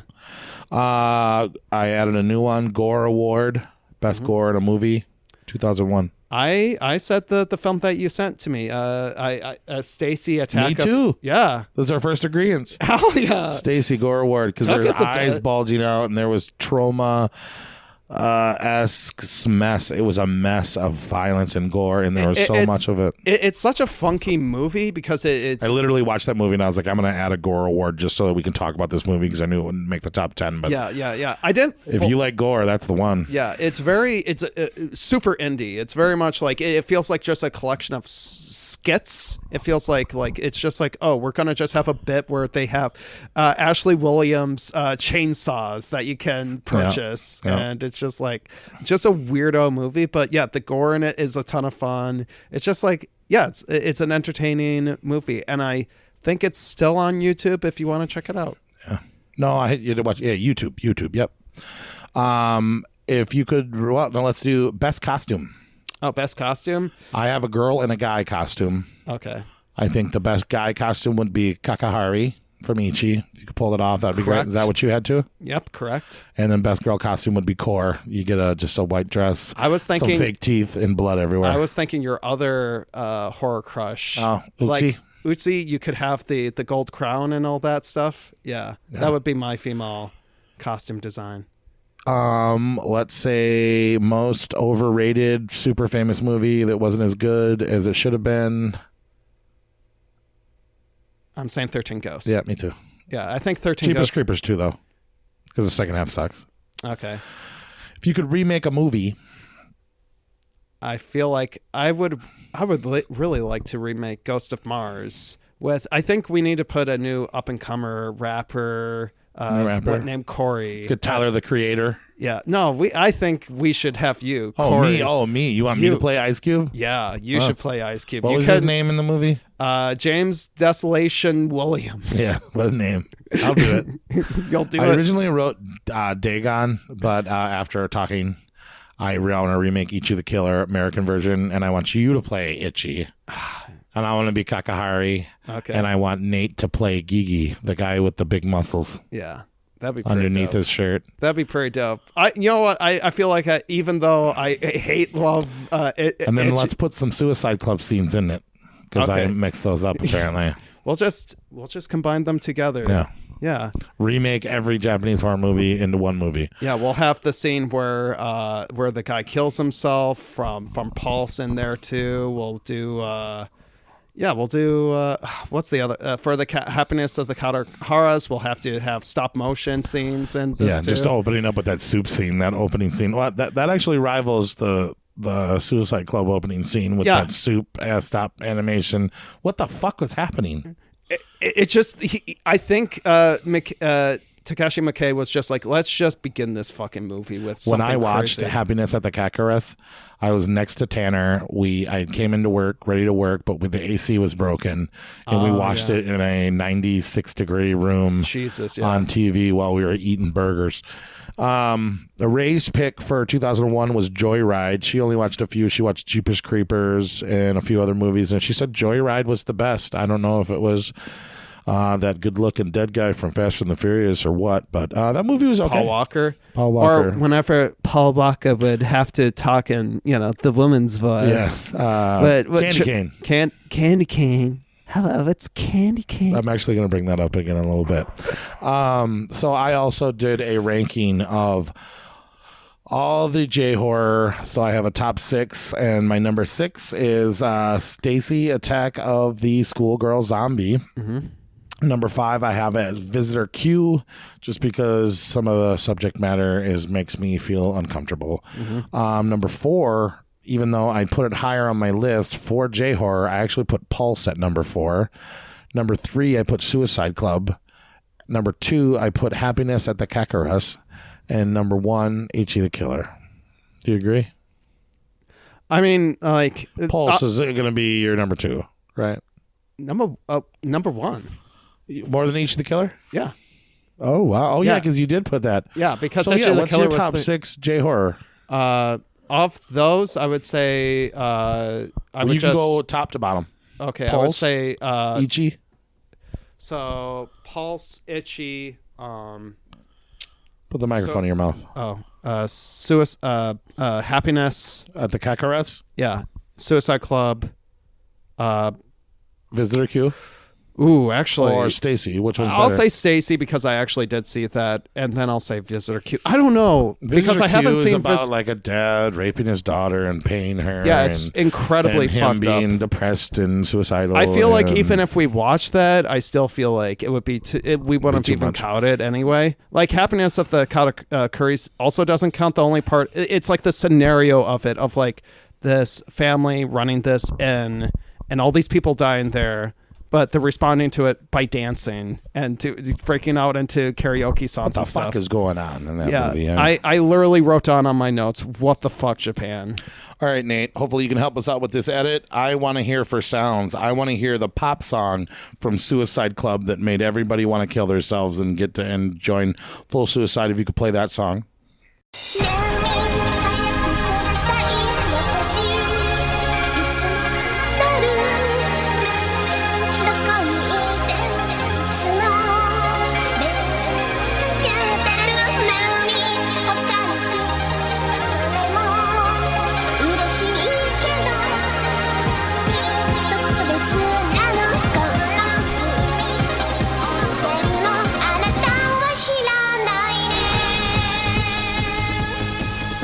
I want to hear Beatrice or Core slurping up that guy's face.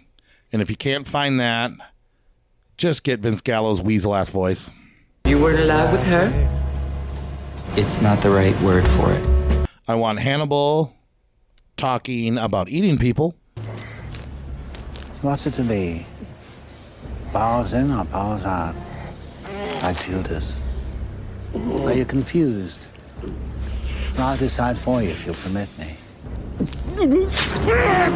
Ciao. I want to hear Billy in the recordings from Session 9. Peter was naughty, Doc. What did Peter do? He shouldn't have done it, Doc. And lastly, I want to hear Rusty Nail, Buffalo Bill, who's played by the voice of Buffalo Bill, talking to Candy Cane. Anybody out there know Candy Cane? Her mama's boy. Bye-bye, Black Sheep. What are you gonna say? Hey, Russell, this is Black Sheep. Go to 23. Hey, Black Sheep. Do you know where I can find Candy Cane? Hey, what is your deal? I mean, seriously. I'm looking for Candy Cane. You got any other sounds that you want to hear? I'm pretty sure he'll probably put in the intro, but the worship Dagon or die is pretty good. Very good, very good. Yeah. Very good. True Horror Creeps of 2001. Couldn't really find too many horror fans. There was Brandon Sexton III who liked punk music, and that's kind of cool. But Elvira is the only true horror creep. Mm-hmm. What I learned from 2001 is you can feed somebody their brains while they're alive. I don't know. They outlaw hockey next year. Mm-hmm. Sexual assault is not that very big of a deal in Japan. And if you're an octopus girl, you need a wheelchair to get around on dry land. Did you learn anything from 2001?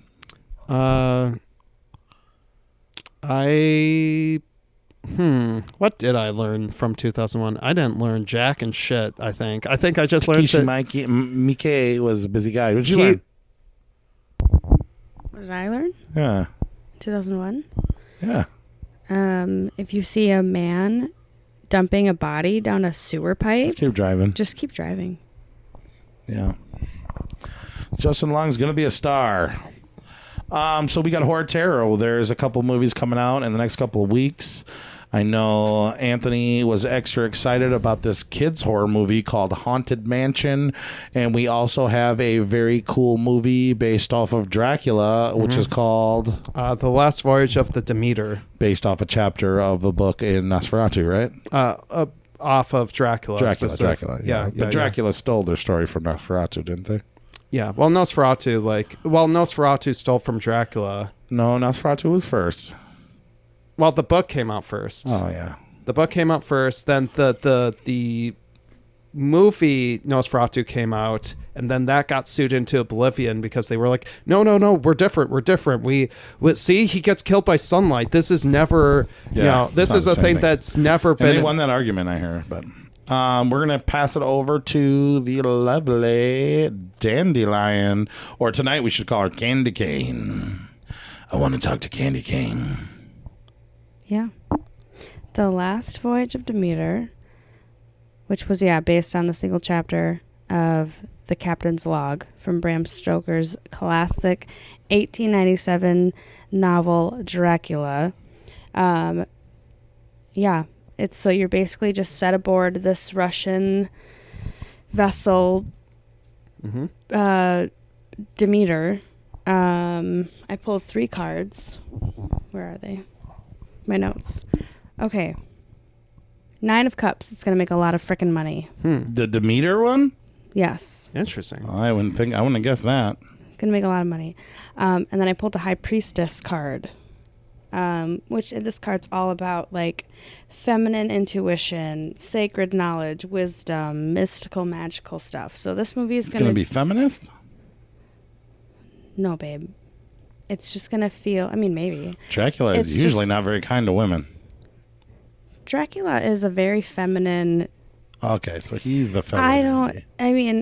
It's you're on a ship, okay? With a bunch of dudes. Women are not I think there's allowed like one woman on character. ships. Yeah, because it's bad luck. Very bad luck to have a woman on a ship. I agree. Get off this podcast. I'm out.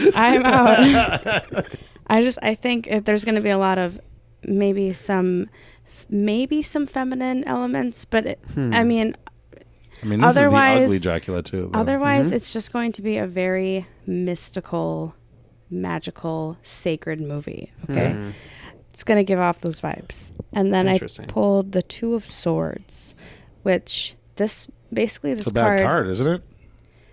It's going to be on the fence. Some people are going to be on the fence. Some people are going to love it. Some people are going to hate it. There might be some controversies. But when they throw that chick off the boat, they're going to be pissed. Maybe some they tension. Were like, this was feminist up to this point, and now they the woman maybe some emotion. Yeah. But I think it's going to be a very good movie. It's not going to be like a sleeper, because I didn't hear about this until the trailer dropped. Yeah, well, they've been working on this for like 15 years. Like, it's been like Neil Marshall was like supposed to direct originally. Like, it was like the guy who did The Counterfeiters. Like, it went all over the place. It had Numi Rapace, that the original girl with the dragon tattoo was supposed to star in. You guys don't know this, but Anthony has to close his eyes to remember stuff.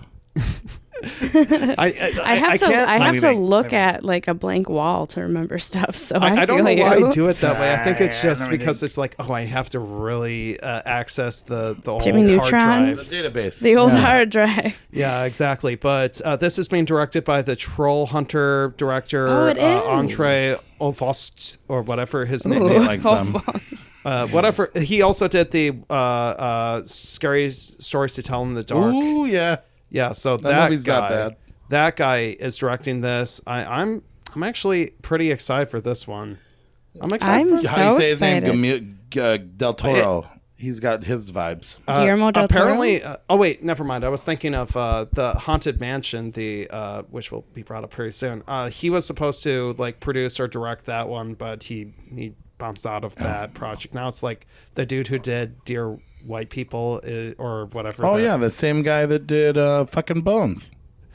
Oh, Ernst Dickinson. No, you're right. That's not the same guy. Is it the same guy? No, it's not. But this guy, the one for Haunted Mansion, is a different dude. Okay. Yeah, Andre, the guy who's doing this Voyage of Demeter one, he did the Autopsy of Jane Doe and Troll Hunter. Anyway, I think this movie's gonna be good. I think it's gonna be good. Okay. I'm excited. And plus, it has a fucked up looking vampire. It has a Nosferatu ass motherfucking vampire. I don't think it'll dethrone Evil Dead Rise. Oh, Evil Dead schmize. Well, we'll see with that new movie coming out this week. Haven't read it yet, but I got the new copy of Horror Hound, and Pinhead's on the cover, and Nice. they Look talk at about him. Dead by Daylight, Evil Dead Rise, Renfield. Dead by Daylight, the video game. Yeah, nice. The movie. It's a good video game. Anyway, and then I pulled a card for Haunted Mansion. Okay, what does it say? I got one card, just one little card. Kids are gonna hate it. You know what? First of all, I love Haunted Mansion. I don't like the original. I love it. I loved the original movie. That was like my comfit movie as a kid. I've never watched that movie. I just am familiar with the ride. I'm familiar with the history of it. It's like it has a really unique history. Lakeish or whatever. The guy from Get Out is in it, and he's good. And then who's the comedian girl? Tiffany Haddish. Yeah, she's in that. So is that she's Danny funny. DeVito is also in that. Is he? And Luke Wilson is in it. I'm just like, oh man, they got themselves It'll a be fun a fun test. theater experience. I don't think it's gonna be that good though. Yeah. Yeah, Haunted Mansion comes out to like 3 days. It comes on 28th. Okay, on the 28th. This will actually probably Voyage of Demeter come out after the movie comes out. Yeah. Voyage of Demeter comes out August 11th. Yeah. But this one I pulled Three of Swords. I think it's going to be a sad movie or have sad / emotional elements. Thought it was gonna be funny. Right? I'm not scary at all, but Haunted Mansion though but Disney does have a way of pulling on the heartstrings. I cry in just about every Disney movie. Yep. Yeah. Yep. You could be crying of laughter though. That could be possible too. Disney doesn't do that to me. But. Flip it. So yeah, that concludes our Nateless episode of Savage Horror Creeps 2001. And we all survived, so I think it went pretty well. So far.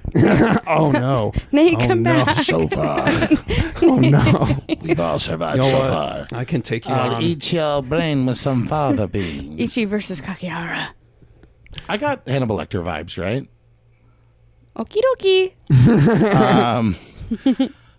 Next week, we are going to be crowning a new horror night. And I'm not going to tell you who it is.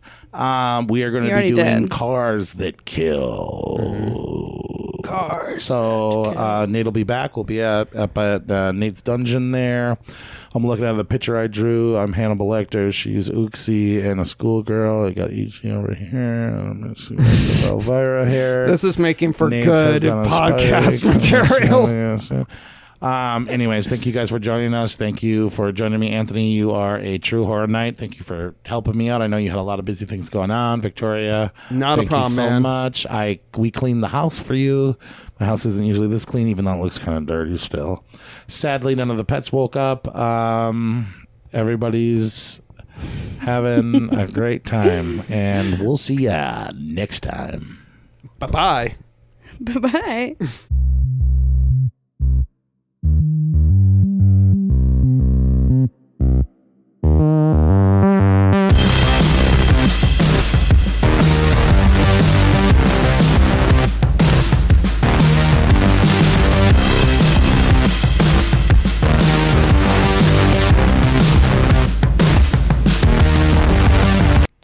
Hello, it is I, Dracula. AKA Anthony.